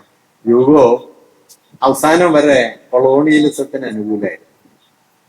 കൊളോണിയലിസം, ഈ വൈറ്റ്സ്മാൻ ബർഡൻ, സിവിലൈസിംഗ് മിഷൻ തുടങ്ങിയ ആശയങ്ങളെ അദ്ദേഹം ഏതാണ്ട് പിൻപറ്റുകയാണ് ചെയ്തത്. അദ്ദേഹത്തിന്റെ ഒരു 2-3 പ്രസ്താവനകൾ, ഞാനത് കുറവ് പറയാൻ വേണ്ടിയിട്ടല്ല കേട്ടോ, നമ്മൾ ഈ ബ്ലാക്ക് ആൻഡ് വൈറ്റ് ആയിട്ട് ചരിത്രത്തെ കാണാൻ ശ്രമിക്കുന്നതിന്റെ അപകടം പറയാനാണ്. ഇന്നത്തെ നിലയ്ക്കാണെങ്കിൽ മൂപ്പര് അപ്പൊ പൊളിറ്റിക്കലി ഇൻകറക്റ്റ് ആവും, നാളെ പുറത്താക്കേണ്ട ആളാവും.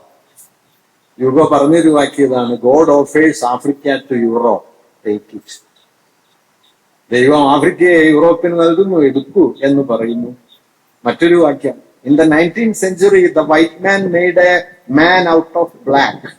In the 20th century Europe will make a world out of Africa. 19ാം നൂറ്റാണ്ടിൽ കറുപ്പിൽ നിന്ന് വെളുത്ത മനുഷ്യൻ ഒരു മനുഷ്യനെ സൃഷ്ടിച്ചു. 20ാം ശതകത്തിൽ ആഫ്രിക്കയിൽ നിന്നൊരു രാഷ്ട്രത്തെ യൂറോപ്പ് സൃഷ്ടിച്ചു. മധ്യധരണ്യാഴിയെ മുൻനിർത്തി അദ്ദേഹം പറയുന്നുണ്ട്, ഒരു ഭാഗത്ത് അൾട്ടിമേറ്റ് സിവിലൈസേഷൻ, മറുഭാഗത്ത് അട്ടർ ബാർബറിസം. ഇതെല്ലാം പറയുന്നുണ്ട്. അദ്ദേഹം അൾജീരിയൻ കോൺക്വസ്റ്റിനെ അവസാനം വരെ തള്ളി പറഞ്ഞില്ല. അൾജീരിയൻ വിമോചന പോരാട്ടത്തിന് വേണ്ടി ഒരു നിലപാട് അദ്ദേഹം എടുക്കുന്നുമില്ല. ഇതൊന്നും അദ്ദേഹത്തിന്റെ പ്രതിഭയെ മോശമാക്കുന്നുമില്ല. അതുകൊണ്ട് ഞാൻ പറയാം, ഇത് നമ്മൾ മനസ്സിലാക്കേണ്ട ഒരു കാര്യം എന്താന്ന് വെച്ച് കഴിഞ്ഞാൽ, ഈ സാഹിത്യം എന്ന് പറയുന്നത്, കല എന്ന് പറയുന്നത് സുനിശ്ചിതമായ സത്യപ്രസ്താവനകൾ നടത്താനുള്ള, അല്ലെങ്കിൽ ഏറ്റവും ശരിയായ കാര്യങ്ങൾ ശരിയായ ഭാഷയിൽ അവതരിപ്പിക്കാനുള്ള ഒരു കലാപരിപാടിയാണ് എന്ന് ദയവായിട്ട് ധരിക്കരുത്. കലയെക്കുറിച്ച് കൊണ്ടു നടക്കാവുന്ന ഏറ്റവും തെറ്റായ ഒരു ആശയമാണ് പൊളിറ്റിക്കൽ കറക്റ്റ്നെസ് എന്ന് കരുതുന്ന ഒരാളാണ് ഞാൻ. കലയ്ക്ക് പൊളിറ്റിക്കലി കറക്റ്റ് ആവാൻ പറ്റില്ല. എന്തുകൊണ്ടാന്ന് വെച്ചാൽ ജീവിതം അങ്ങനെ ഒരു ഏർപ്പാടാണ്. ജീവിതം ഒരു കുഴമറച്ചിലാണ്. ജീവിതത്തെയാണ് നിങ്ങൾ നോക്കുന്നതെങ്കിൽ നിങ്ങൾക്ക് ശരി മാത്രം പറഞ്ഞ് ജീവിതത്തെ അഭിമുഖീകരിക്കാൻ പറ്റില്ല. അതുകൊണ്ട് യൂഗോയില് മനുഷ്യവംശം കണ്ട ഏറ്റവും വലിയ മാനവ സ്നേഹി ഉള്ളപ്പോ തന്നെ കൊളോണിയലിസത്തെ, വൈറ്റ് മാൻസ് ബർഡൻ, സിവിലൈസിംഗ് മിഷൻ തുടങ്ങിയ കൊളോണിയൽ പ്രൊജക്ടിനെ പിൻപറ്റിയ ഒരാളുമുണ്ട്. ഈ രണ്ടുമുണ്ട്. കോപ്പിടും നൃപതി പോലെയും കളിക്കോപ്പെടുത്ത ചെറുപൈതൽ പോലെയും എന്ന് കുമാരനാശൻ പറയുമല്ലോ. അത് മനുഷ്യരിൽ എല്ലാവരിലും ഉണ്ട്. അതുകൊണ്ട് ഈ ജീൻവാൽജീനെ നിങ്ങൾക്ക് നോക്കിയാൽ കാണാൻ പറ്റും. ജീൻവാൽജീനിൽ നോക്കിയാല് ഇയാൾക്ക് വെള്ളിക്കാശൊക്കെ കൊടുത്തിട്ട് ഇതെല്ലാം കൊടുത്തിട്ട് ഇയാളോട് നന്മ ചെയ്യണം. മെത്രാൻ പറയുന്ന 2 നുണയുണ്ട് കേട്ടോ. മെത്രാൻ പറയുന്ന ഒരു നുണ, എനിക്ക് നിന്നെ നേരത്തെ അറിയാം എന്ന് നുണ പറയും. രണ്ടാമത്തെ ഒരു നുണ, ജിൻവാൽജീൻ മെത്രാന്റെ അരവണയിൽ നിന്ന് പോകുന്ന സമയത്ത് മെത്രാൻ പണമൊക്കെ കൊടുക്കുന്നു, വെള്ളിക്കാലുകൾ കൊടുക്കുന്നു. എന്നിട്ട് പറയുന്ന ഒരു വാക്യം ഇങ്ങനെയാണ്, don't forget you promise to use this money to become an honest man. സത്യസന്ധനായ ഒരു മനുഷ്യനായി ജീവിക്കാൻ നീ ഈ പണം ഉപയോഗപ്പെടുത്തുമെന്ന് എനിക്ക് വാഗ്ദാനം തന്നത് മറക്കരുത്. അങ്ങനെ ഒരു വാഗ്ദാനം ഇയാൾ കൊടുത്തിട്ടില്ല. അങ്ങനെ ഒരു വാക്യം അയാൾ പറഞ്ഞിട്ടില്ല. പക്ഷെ മറക്കരുത് എന്നത് പിന്നെ അയാളുടെ പിന്നാലെ ഉണ്ട്. ആ മറവിയില്ലായ്മയിൽ നിന്നാണ് നേരത്തെ മാഷിവിടെ പറഞ്ഞ വേറൊരു ജീൻവാൽജീനെ കണ്ടെത്തി എന്ന് പറയുന്ന സമയത്ത്, ഒറിജിനൽ റാങ്ക് വാൽജീനെ കണ്ടെത്തി എന്ന് പറയുന്ന സമയത്ത് ഇയാളുടെ മനസ്സിലെ ഭീമമായൊരു ധാർമ്മിക കുറ്റവിചാരണ, തലയോട്ടിയിലെ കൊടുങ്കാറ്റ് രൂപപ്പെടുന്നത് ഈ മറക്കരുത് എന്നുള്ള വാക്യം. അവിടെ നിന്ന് അയാൾ ധാർമ്മികതയുടെ ഒരു വലിയ ഉയർച്ചയിലേക്ക് എത്തുന്നു. ആ ധാർമ്മികത രാവേറിനെ കൊലപ്പെടുത്താൻ തന്നെ ഏൽപ്പിക്കുന്ന സമയത്ത് രാവേറിനെ വിട്ടുകളയാനായിട്ട് അയാൾക്ക് ബലം കൊടുക്കുന്നു. അയാള് റൊസത്തിനെ സ്നേഹത്തിലേക്ക് തിരിച്ചു കൊണ്ടുവരുന്നു.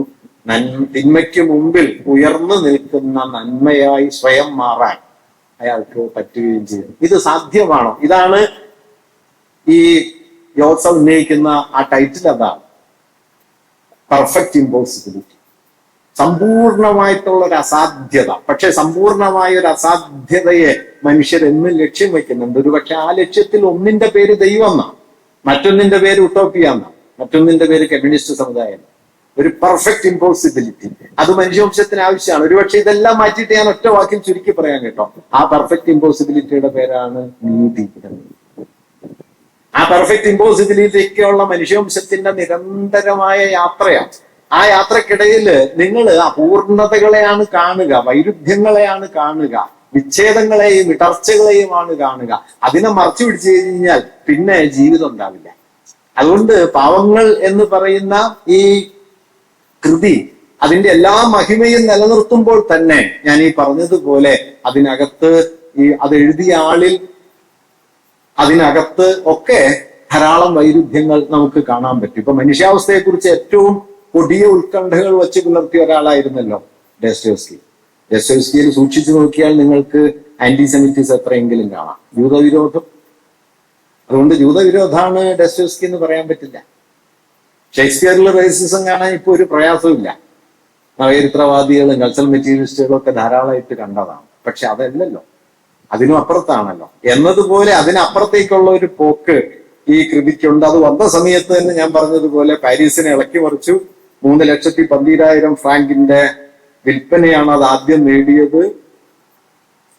പൊടുന്നനെ ബേറ്റ്സ്വർത്ത് ക്ലാസിക്കിന്റെ ആമുഖത്തിൽ എഴുതുന്നുണ്ട്, 12 ഭാഷകളിലേക്ക് ഒട്ടനടി പരിഭാഷപ്പെടുത്തിക്കൊണ്ടാണ് പാവങ്ങള് യൂറോപ്പില് വന്നു വീണത് എന്ന് പറയും. ഇമ്മീഡിയറ്റ്ലി 12 ഭാഷകളിലേക്ക്. ഇപ്പൊ ഇംഗ്ലീഷിൽ തന്നെ 7 or 8 പരിഭാഷകളുണ്ട്. അതിൽ 4ാമത്തെ പരിഭാഷയോ മറ്റോ ആണ് നാലപ്പാടൻ ആശ്രയിക്കുന്നത്. ഇസബേൽ ഹോപ്വുഡ് എന്നു പേരായ ഒരാളുടെ പരിഭാഷയാണ് ഈ നാലപ്പാടൻ. അത് 1887-ലാണ്. 1863 1ാമത്തെ പരിഭാഷ വന്നു. 2013 അവസാനത്തെ പരിഭാഷയും വന്നു. ക്രിസ്റ്റി ഡൊണാഖർ എന്ന് പറയുന്ന ആളുടെ പരിഭാഷ 2013-ലാണ്. അങ്ങനെ പരിഭാഷകളായിട്ട് സിനിമകളായിട്ട്, സിനിമ തന്നെ 7 ഉണ്ട്. വാസ്തവത്തിൽ ഈ ഒരു സിനിമയുടെ കൂടെ കാണിക്കേണ്ടതാണെന്ന് ഒരു തോന്നല്. 7 സിനിമ വന്നിട്ടുണ്ട്, മ്യൂസിക്കൽസ് ഉണ്ട്. ന്യൂയോർക്കില് ഏതാണ്ട് 4 വർഷമോ 5 വർഷമോ തുടർച്ചയായി കാണിച്ചുകൊണ്ടിരുന്നതാണ് ഈ പറയുന്ന പാവങ്ങളുടെ മ്യൂസിക്കൽ എന്ന് പറയുന്നത്. സംഗീത ശില്പങ്ങളായി, റേഡിയോ നാടകങ്ങളായി, നമ്മുടെ നാട്ടിലാണെങ്കിൽ കഥാപാത്രങ്ങളായി, നേരത്തെ ഇവിടെ പറഞ്ഞതുപോലെ പാഠപുസ്തകത്തിൽ അധ്യായമായിട്ട് ഒക്കെ ഇതിങ്ങനെ വന്ന ഒരു കാര്യം. എന്ന് മാത്രമല്ല ഇതിന് തുടർ നോവലുകൾ ഉണ്ടായി കേട്ടോ. 2 തുടർ നോവലുകൾ, കൗതുകമുള്ള തുടർ നോവലുകളുണ്ട്. ഒന്ന് ലോറ കൽപ്പക്യുവാൻ എന്ന് പറയുന്ന ഒരു സ്ത്രീ എഴുതിയ കൊസത്തിന്റെയും മരിയൂസിന്റെയും പിൽക്കാല ജീവിതം എന്ന നില എഴുതിയ ഒരു നോവല്. മറ്റൊന്ന് ഫ്രാങ്കോ സിറേസ എന്ന് പേരായി എഴുതിയ ഒരാള് മെരിയൂസിനെ മുൻനിർത്തി എഴുതിയ ഒരു നോവൽ. അത് രണ്ടും ഈ പാവങ്ങളുടെ തുടർ നോവലുകളാണ്. നമ്മുടെ അന്തപ്പായി ചാരത പൂർത്തീകരിച്ചല്ലോ എന്നതുപോലെ ഈ മരിയൂസിന് എന്ത് സംഭവിച്ചു, കൊസത്തിന് എന്ത് സംഭവിച്ചു എന്നതിനെ കുറിച്ച് നോവൽ ഉണ്ടായിട്ടുണ്ട്. അതിൽ കൗതുകമുള്ള ഒരു കാര്യം, യൂഗോയുടെ ചെറുമകൻ ഈ അവസാനത്തെ നോവലിനെതിരെ കേസും കൊടുത്തു. അങ്ങനെ ഒരു കൗതുകവും അതിനകത്ത് നമുക്ക് കാണാൻ പറ്റും. ഞാൻ പറഞ്ഞ അങ്ങനെ വളരെ വ്യാപകമായ രൂപത്തിൽ പ്രവർത്തിക്കുകയും വ്യാപകമായ രൂപത്തിൽ മനുഷ്യവംശത്തെ സ്വാധീനിക്കുകയും ഒക്കെ ചെയ്ത ഒരു കൃതിയാണ്. ഇതിന്റെ ആഖ്യാനപരമായ സവിശേഷതകൾ അങ്ങനെ ധാരാളം കാര്യങ്ങൾ ചർച്ച ചെയ്യപ്പെട്ടിട്ടുണ്ട്. ഒരു കാര്യം കൂടി സൂചിപ്പിച്ചുകൊണ്ട് ഇത് അവസാനിപ്പിക്കാം. അത് ഈ ഫ്ലോബേർ പറയുന്ന ഒരു കാര്യം പോസിറ്റീവായിട്ട്, ഫ്ലോബേർ വളരെ വിമർശനാത്മകമായിട്ട് പറയുന്ന കാര്യം, യോസ വളരെ പോസിറ്റീവായി എടുക്കുന്ന ഒരു കാര്യം ഇതിലെ ദീർഘ സംഭാഷണങ്ങളാണ്. വാസ്തവത്തിൽ ഫ്ലോബേർ പറയുന്നുണ്ട്, ഈ പാവങ്ങളിലെ എല്ലാ കഥാപാത്രങ്ങളും വളരെ നന്നായിട്ടാണ് സംസാരിക്കുന്നത്, എല്ലാവരും ഒരുപോലെയാണ് സംസാരിക്കുന്നത്. ഏതാണ്ട് എല്ലാവരുടെയും ടോൺ ഒന്ന് തന്നെയാണ്. സി വി രാമപിള്ളയുടെ മറുപുറത്താണ്. സി വി രാമപിള്ളയുടെ ഓരോ കഥാപാത്രം ഓരോ തരത്തിലാണല്ലോ. ഒരു കഥാപാത്രം പറയണ പോലെ വേറൊരു കഥാപാത്രം പറയില്ല. സി വിയെ മനസ്സിലാക്കാൻ ഏറ്റവും നല്ലത് സി വിയുടെ കഥാപാത്രങ്ങളുടെ പേര് തന്നെയാണ്. ഒരു പേരിന്നറിയാം ഇയാൾ എന്താ തരം എന്ന്. രാമൻ കേശവൻ ഒന്നുമല്ലല്ലോ. ചന്ദ്രക്കാരൻ, പെരിഞ്ചക്കോടൻ, മാമാ വെങ്കടൻ, ചൊക്രാൻ ഡൂണ്ടിയ, ഇയാൾക്ക് എവിടെ നിന്നാണ് ഈ പേര് കിട്ടിയതെന്ന് ഞാൻ എടുക്കാൻ ലഭിക്കാറുണ്ട്. ഇമാതിരി പേരും ആ പേര് പോലെ തന്നെയുള്ള ഭാഷണക്രമങ്ങളും ഒക്കെ ആയിട്ടാണ്. മറിച്ച് പാവങ്ങൾ നിങ്ങൾ വായിച്ചു നോക്കിയാൽ, വിവർത്തനം വായിച്ചാലും കാണാൻ പറ്റും, ഏതാണ്ട് എല്ലാവരും വിക്ടർ ഹ്യൂഗോ എങ്ങനെയാണ് നോവൽ എഴുതുന്നത് അതുപോലെ തന്നെയാണ്. അതേ ഭാഷയിലാണ് ജീൻവാൽജീൻ സംസാരിക്കുക, അതേ ഭാഷയിലാണ് രാവേർ സംസാരിക്കുക, അതേ ഭാഷയിലാണ് കൊസത്തും മരിയൂസും ഒക്കെ സംസാരിക്കുക. ഈ ചെറുക്കം വരെ സംസാരിക്കണം എങ്ങനെയാണ്. അത് ഒരു രസമുണ്ട് കേട്ടോ. ഈ ഡെസ്റ്റോസ്കിയിൽ ഈ ഒരു പ്രശ്നമുണ്ട്. ഡെസ്റ്റോസ്കിയില് നിന്ദി തരും പീഡി തരിലും ഒരു ഭിക്ഷക്കാരി പെൺകുട്ടിയുണ്ട്, ലിസിന്നോ മറ്റോ ആണ് പേര്. തെരുവിൽ ഇങ്ങനെ ഭിക്ഷ അയച്ചു നോക്കുന്ന കുഞ്ഞാണ്, 10-12 വയസ്സേ ഉള്ളൂ. അപ്പൊ ആ കുഞ്ഞിന്റെ ഒരു വാക്യം ഏതാണ്ട് ഇങ്ങനെയാണ്: ഒരാളോട് എന്നും ഭിക്ഷ ചോദിക്കരുത്, കടപ്പാടുണ്ടാവും. 10 വയസ്സുള്ള കൊച്ചാണ്. ഇത്ര കനപ്പെട്ട വാക്യങ്ങൾ. പക്ഷെ ആ നോവലിന്റെ അന്തരീക്ഷത്തിൽ നമുക്കത് ഒട്ടും അസ്വാഭാവികമായി തോന്നില്ല. ഇപ്പോ ആനന്ദിന്റെ എല്ലാ കഥാപാത്രങ്ങളും സംസാരിക്കുന്ന ഭാഷ നമ്മെ ഏതാണ്ട് ഒരേ ടോണിലാണെങ്കിലും അതെങ്ങനെയാണ് മനുഷ്യാവസ്ഥയുടെ ഒരു വിശാല ഭൂമികയിലേക്ക് നമ്മെ കൊണ്ടുപോകുന്നത്. ആനന്ദിന്റെ എല്ലാ കഥാപാത്രങ്ങൾക്കും ഏതാണ്ട് ഒരേ ടോണൽ എഫക്റ്റാണ്, അല്ലാതെ വേറെ വ്യത്യാസമൊന്നും കാണാൻ പറ്റില്ല. പക്ഷെ അപ്പോഴും കഥാപാത്രങ്ങൾക്ക് വ്യക്തിത്വമുണ്ട്, അത് കൊണ്ടുവരുന്ന ജീവിതാനുഭവത്തിനും വ്യക്തിത്വമുണ്ട്. ഏതാണ്ട് ഈ ഒരു തലം വാസ്തവത്തിൽ ഇതിലുണ്ട്. ഈ ഫ്ലോബേർ അത് പക്ഷെ വളരെ ഒരു മോശം കാര്യമായിട്ടാണ് പറയുന്നത്. യോസ പക്ഷെ കാണുന്നത് നേരെ തിരിച്ചാണ്. യോസ ഇതിനെ കുറിച്ച് പറയുന്നത്, ഈ നോവലിന്റെ ഒരു സവിശേഷത അത് ഒരു വലിയൊരളവോളം അത് ചലനരഹിതമാണ്. 1818 മുതല് 32 വരെയാണല്ലോ ഇതിന്റെ ഒരു കഥാകാലം. അങ്ങനെ ഒരു 20 വർഷക്കാലത്തെ കഥാകാലമാണെങ്കിലും പല സന്ദർഭങ്ങളും ഈ സ്റ്റാൻഡ് സ്റ്റില്ല, ഇതിങ്ങനെ സ്തംഭമായി നിൽക്കുന്ന കാലം. അതിനുള്ളിൽ മനുഷ്യരിങ്ങനെ സംസാരിക്കുന്നു. യോസ പറയുന്നുണ്ട്, കഥാപാത്രങ്ങൾ സംസാരിക്കുന്നുണ്ടെങ്കിലും വാസ്തവത്തിൽ അവർ അന്യോന്യമല്ല സംസാരിക്കുന്നത്. അവർ സംസാരിക്കുന്നത് ലോകത്തെക്കുറിച്ചും ജീവിതത്തെക്കുറിച്ചുമുള്ള, അത് ആനന്ദിൽ നോക്കിയാൽ കാണാം. വാസ്തവത്തിൽ ആനന്ദ് മനസ്സിലാക്കാനുള്ള വേറൊരു വഴി ഈ വേണമെങ്കിൽ പാവങ്ങളിലുണ്ട്. കാരണം ഒരു കഥാപാത്രവും സംസാരിക്കുന്നത് മറ്റേ കഥാപാത്രത്തോടല്ല, മറിച്ച് ജീവിതത്തോടാണ്. ജീവിതത്തെക്കുറിച്ചാണ് സംസാരിക്കുന്നത്, അല്ലാതെ ഇയാളോടുള്ളൊരു മറുപടി ഒന്നുമല്ല. ഇപ്പോ കൊസത്തിന്റെയും മെരിയൂസിന്റെയും വിവാഹ സന്ദർഭത്തിൽ ജീൻവാൽജീൻ നടത്തുന്ന പ്രസംഗം എന്ന് പറഞ്ഞു കഴിഞ്ഞാൽ ആളുകൾ വിവാഹം തന്നെ വേണ്ടെന്ന് വെച്ച് പോകും. അമ്മാതിരി പ്രസംഗമാണ്. ഇപ്പൊ മാർപ്പാപ്പ മരിക്കണേക്ക് മുമ്പ് കുറച്ചാളും മുമ്പ് പറഞ്ഞിരുന്നു, കുർബാന പ്രസംഗം 7 മിനിറ്റേ പാടുള്ളൂ. അത്ര ദീർഘമായി പ്രസംഗിക്കുന്നു. അല്ലെങ്കിൽ മറ്റേ മരിയൂസിന്റെ മുത്തച്ഛന്റെ ആത്മകഥ അതിദീർഘമാണ്. അതൊന്നും വാസ്തവത്തിൽ കഥാസന്ദർഭവുമായി ബന്ധമുള്ളതല്ല, മറിച്ച് ആ സന്ദർഭത്തെ മുൻനിർത്തി ജീവിതാവസ്ഥയെക്കുറിച്ച്, ചരിത്രത്തെക്കുറിച്ച്, മനുഷ്യാവസ്ഥയെക്കുറിച്ചൊക്കെയുള്ള വലിയ വലിയ ചോദ്യങ്ങൾ ഉന്നയിച്ചുകൊണ്ട് ആ നോവലിനെ മറ്റൊരു പ്രതലത്തിലേക്ക്, ഒരുപക്ഷെ ഞാൻ ഉദ്ധരിച്ച വാക്യത്തിൽ പറയുന്ന ഒരു കാര്യമുണ്ടല്ലോ, അതായത് destiny and in particular life, വിധിയും സവിശേഷമായി ജീവിതവും, time and in particular this century. ഈ കാലത്തിന്റെ കഥ ദാ ഇവിടെയുണ്ട്. പക്ഷേ ഈ നൂറ്റാണ്ടിന്റെ കഥയായിട്ടുണ്ട്. പക്ഷെ കാലം എന്നത് ഈ ആഖ്യാനങ്ങളിൽ, വിധി ഈ ആഖ്യാനങ്ങളിലുണ്ട്. പക്ഷേ ജീവിതം എന്ന് പറയുന്നത് ഈ കഥയിലുണ്ട്. അങ്ങനെ കഥയിൽ നിന്ന് കഥയ്ക്ക് അപ്പുറത്തേക്കുള്ള, അതുകൊണ്ടാണ് ഇദ്ദേഹം പറയുന്നത് ഫിക്റ്റീവ് റിയാലിറ്റി ഭാവനാത്മക യാഥാർത്ഥ്യം എന്ന് പറയുന്നത് ഏതാണ്ട് കാലാതീതമായി തീരുന്ന ഒരാഖ്യാന രീതിയാണ് പാവങ്ങളിലുള്ളത് എന്ന് ജോസഫ് പറയുന്നുണ്ട്. ഫിക്റ്റീവ് റിയാലിറ്റിയിലാണ് നമ്മൾ നിൽക്കുന്നത്. അത് ഇമ്മൊബൈലാണ്, അത് ചലനരഹിതമാണ്, അത് സ്തബ്ധമായി നിൽക്കുന്നു. കാലം ഇങ്ങനെ സ്തംഭിച്ചു നിൽക്കുന്നു. ധാരാളം കഥാപാത്രങ്ങൾ വരുന്നു, അവര് ജീവിതത്തെക്കുറിച്ച് പലതും പറയുന്നു. ആ പറച്ചിലുകൾ ആകെ ചേർന്നിട്ട് ഒരു ഭാഗത്ത് അത് കഥയായി നിൽക്കുന്നു, മറ്റൊരു ഭാഗത്ത് സാമൂഹ്യ ചരിത്രമാകുന്നു, മൂന്നാമതൊരു തലത്തിൽ അത് പ്രാപഞ്ചികതയെ അഭിമുഖീകരിക്കുന്ന ഒന്നായി തീരുകയും ചെയ്യുന്നു. കേസരി ബാലകൃഷ്ണപിള്ള മഹത്തായ കല എന്ന് പറയുന്ന ആ പ്രതലത്തിലേക്ക് ഒരുപക്ഷെ പാവങ്ങളെ കടത്തി നിർത്തുന്നത് ഈ ആഖ്യാനത്തിന്റെ ഈ സവിശേഷ മണ്ഡലാണ്. ഒരുപക്ഷെ കാരമസോവ് എങ്ങനെയാണ് വലുതായി തീർന്നതെന്ന് ചോദിച്ചാൽ അതില് ഫാദർ കാരമസോവിനെ കൊന്നതാരാണ് എന്ന കുറ്റാന്വേഷണത്തിന്റെ വിവരണത്തിലൂടെയല്ല, മറിച്ച് ആ കുറ്റാന്വേഷണത്തിന്റെ വിവരണത്തിൽ നിന്ന് മനുഷ്യാവസ്ഥയെക്കുറിച്ചുള്ള വലിയ ചോദ്യങ്ങളെ ആ നോവലിൽ സന്നിവേശിപ്പിക്കാൻ കഴിഞ്ഞതുകൊണ്ടാണ്. അല്ലെങ്കിൽ പുറമേക്ക് ഒരു അപസർപ്പക കഥയായി അവസാനിക്കാവുന്ന ഒരു കൃതി മനുഷ്യവംശത്തിന്റെ ചരിത്രത്തിലെ ഏറ്റവും വലിയ ഒരു കൃതിയായി തീരുന്നത് അങ്ങനെയാണ്. ഇത് പാവങ്ങളിലും മറ്റൊരു നിലയിൽ പ്രവർത്തിക്കുന്നുണ്ട് എന്നാണ് യോസ നിരീക്ഷിക്കുന്നത്. യോസ അവിടെ പറയുന്ന രസമുള്ളൊരു വാക്യം, quantity is one of the ingredients of the quality of the novel. ഈ അതിദീർഘമായ ഈ ഭാഷണങ്ങൾ, അതിന്റെ വ്യാപ്തി, വിസ്തൃതി, അത് നോവലിന്റെ ഗുണം തന്നെയായിട്ട് മാറുന്നു. ക്വാണ്ടിറ്റിയിൽ നിന്ന് ക്വാളിറ്റിയിലേക്ക് എന്ന് നമ്മുടെ ഹെഗേലിയൻ ചലന നിയമം പറയുമ്പോൾ പറയും. ഏതാണ്ട് അതുപോലെ അതിദീർഘമായി ഈ ഭാഷണങ്ങൾ നോവലിന്റെ ഗുണമായി പരിണമിക്കുന്നുണ്ട്. അതാണ് നോവലിന് ഒരു ദാർശനികമായ മാനം നൽകുന്നത് എന്ന് അദ്ദേഹം പറയുന്നുണ്ട്. അങ്ങനെ നിശ്ചലമായ കാലത്തിനുള്ളിൽ നിന്നുകൊണ്ട് ഒരു പ്രതലത്തിലേക്ക് കൂടി കടക്കാൻ ഈ നോവൽ ശ്രമിക്കുന്നുണ്ട്. പക്ഷെ അതങ്ങനെ വായിക്കപ്പെട്ടുവോ എന്നതിൽ യുവോയ്ക്ക് തന്നെ വാസ്തവത്തിൽ സംശയവുമുണ്ട്. എന്തായാലും അദ്ദേഹം പറയുന്ന ഒരു കാര്യം മാനവികതയുടെ ഒരു വീണ്ടെടുക്കലാണ്. വേണമെങ്കിൽ അതിലൊരു രസമുള്ള കാര്യം കാണാവുന്നത്, രാങ്വൽ രാങ്ങിന് വാസ്തവത്തിൽ ഒരു പേരില്ല. ജയിലിൽ അയാൾ 2 നമ്പറാണ്. 24,601 എന്നതാണ് ഒരു നമ്പർ, 9,430 എന്നതാണ് വേറൊരു നമ്പർ. ഈ നമ്പറിൽ നിന്ന് അയാൾ പേരിലേക്ക് കടക്കുന്നത് ഒരു പേരിലേക്കല്ല, പല പല പേരുകളിലേക്കാണ്. ഓരോ സമയത്തും ഓരോ പേരാണ്.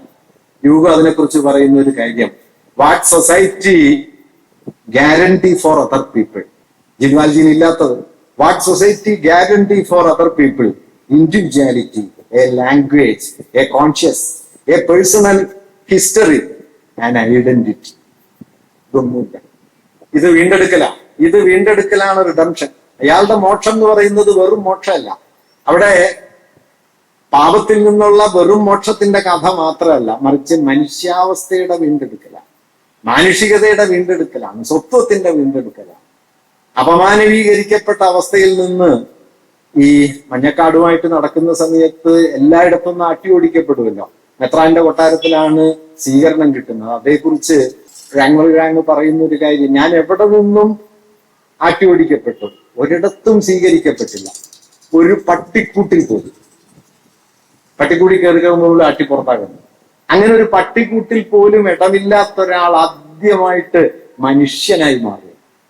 ആ മാനുഷികതയുടെ വീണ്ടെടുപ്പിന്റെ ഒരു കഥ കൂടിയാണ് വാസ്തവത്തിൽ. ആ കഥയാണ് ഒരുപക്ഷെ അതായിരിക്കും ഈ കൃതിയുടെ അതിദീർഘമായ ഈ ചരിത്ര ജീവിതത്തിന്റെ ആധാരം. മറ്റെല്ലാ പിഴവുകൾക്ക് ശേഷവും ഈ കൃതി എന്തുകൊണ്ട് നിൽക്കുന്നു എന്ന് ചോദിച്ചാൽ ഈ സ്നേഹത്തിൽ ഊന്നിക്കൊണ്ട് മാനുഷികതയെ വീണ്ടെടുക്കാനുള്ള അതിന്റെ വലിയ ശ്രമമായിരിക്കാം. അതുകൊണ്ടാണ് ഒരുപക്ഷെ പരസ്പര വിരുദ്ധമായ 2 രാഷ്ട്രീയ വീക്ഷണങ്ങളിലുള്ള EMSനെയും മാരാരെയും പോലുള്ളവർക്ക് ഒരേപോലെ തങ്ങളുടെ കാലത്ത് ഈ കൃതിയെ സ്വീകരിക്കാൻ കഴിയുന്നത്. കാരണം സമഗ്ര വിപ്ലവത്തിന്റെ ആത്മാവ് എന്ന് EMS പറയുന്നതും മാനുഷിക ജീവിതത്തിന്റെ ആധാരമൂല്യം എന്ന് മാരാര് പറയുന്നതുമായ 2 ബിന്ദുക്കളെയും നിങ്ങൾക്ക് ഈ സ്നേഹം എന്ന തത്വം കൊണ്ട് ചേർത്ത് വെക്കാൻ പറ്റും. അതുകൊണ്ടാണ് ഓർത്തു നോക്കൂ, ഇന്ത്യയിലെ ജാതി വ്യവസ്ഥയുടെ ഏറ്റവും വലിയ വിമർശകനായി മാറിയ അംബേദ്കർ 1950-കൾക്ക് ശേഷം തന്റെ രാഷ്ട്രീയ കാര്യപരിപാടിയുടെ കേന്ദ്രത്തിലേക്ക് പുതിയൊരു മൂല്യത്തെ കൊണ്ടുവരുന്നു.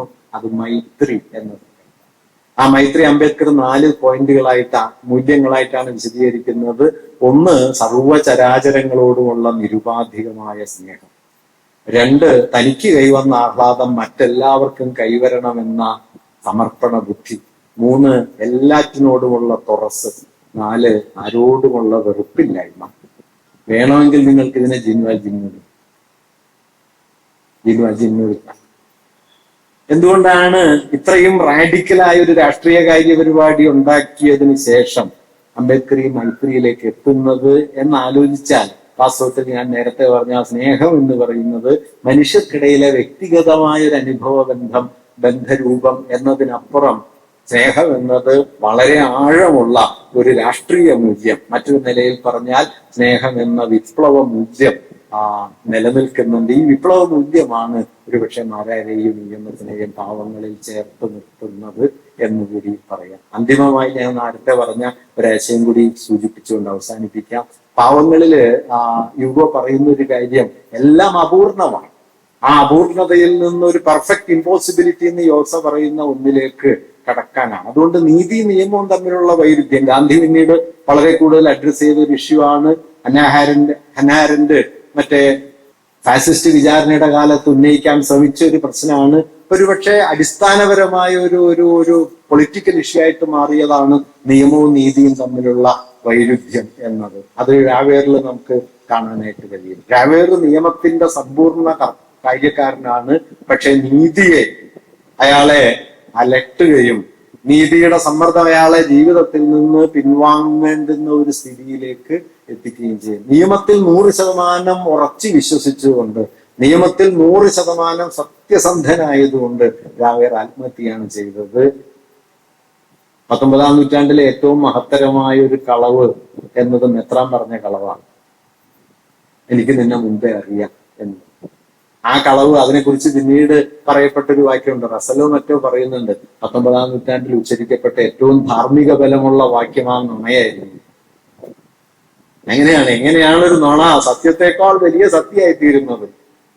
സത്യത്തെക്കാൾ കെട്ട ജീവിതം ഉണ്ടെനിക്കെന്നാൽ മറ്റൊരു കാവ്യ ജീവിതം എന്ന് വൈലപ്പള്ളി പറയുന്നത് പോലെ ഭാവന കൊണ്ട് സത്യത്തിന്റെ ഒരു അപരലോകം എങ്ങനെ തീർത്തു എന്ന് ആ വാക്യം നമ്മളെ ബോധ്യപ്പെടുത്തുന്നുണ്ട്. അതുകൊണ്ട് അന്തിമ പ്രമാണങ്ങളല്ല, അപൂർണതയിൽ നിന്ന് പൂർണ്ണതയിലേക്കുള്ള നിരന്തരമായ ഒരു ആഞ്ഞു നിൽക്കലാണ് ജീവിതം. അപൂർണതയിൽ നിന്ന്, അപര്യാപ്തതയിൽ നിന്ന്, തെറ്റിൽ നിന്ന്, പരിമിതികളിൽ നിന്ന് അതിനപ്പുറത്തേക്കുള്ള ഒരു ആഞ്ഞു നിൽക്കലാണ് ജീവിതം. യുഗം അത് എഴുതുന്നുണ്ട്. അതുകൂടി വായിച്ചിട്ട് ഞാൻ അവസാനിപ്പിക്കാം. തെറ്റിക്കൂടായ്മയ്ക്ക് തെറ്റിക്കൂടാ എന്നില്ല.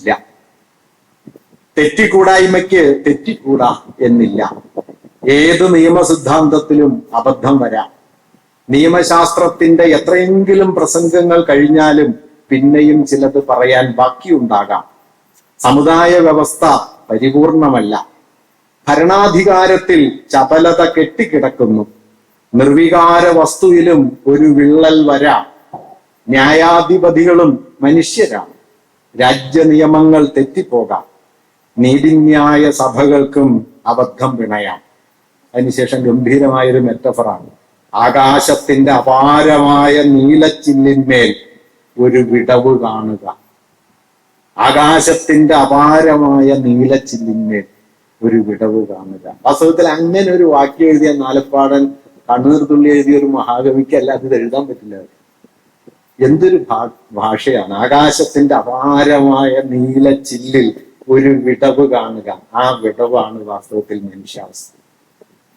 ആ മനുഷ്യനെ കണ്ടു എന്നതാണ്, ആ മനുഷ്യൻ ഈ അപൂർണതയാണ് എന്ന് തിരിച്ചറിഞ്ഞിട്ട് സ്നേഹത്തിലൂടെ ഈ അപൂർണതയെ മറികടക്കാനും പൂർണതയിലേക്കുള്ള ഒരു പ്രയാണമായി ജീവിതത്തെ മാറ്റാനുമുള്ള ഏറ്റവും ബലിഷ്ഠമായ ഒരു പ്രേരണയുടെ പേരാണ് വാസ്തവത്തിൽ പാവം.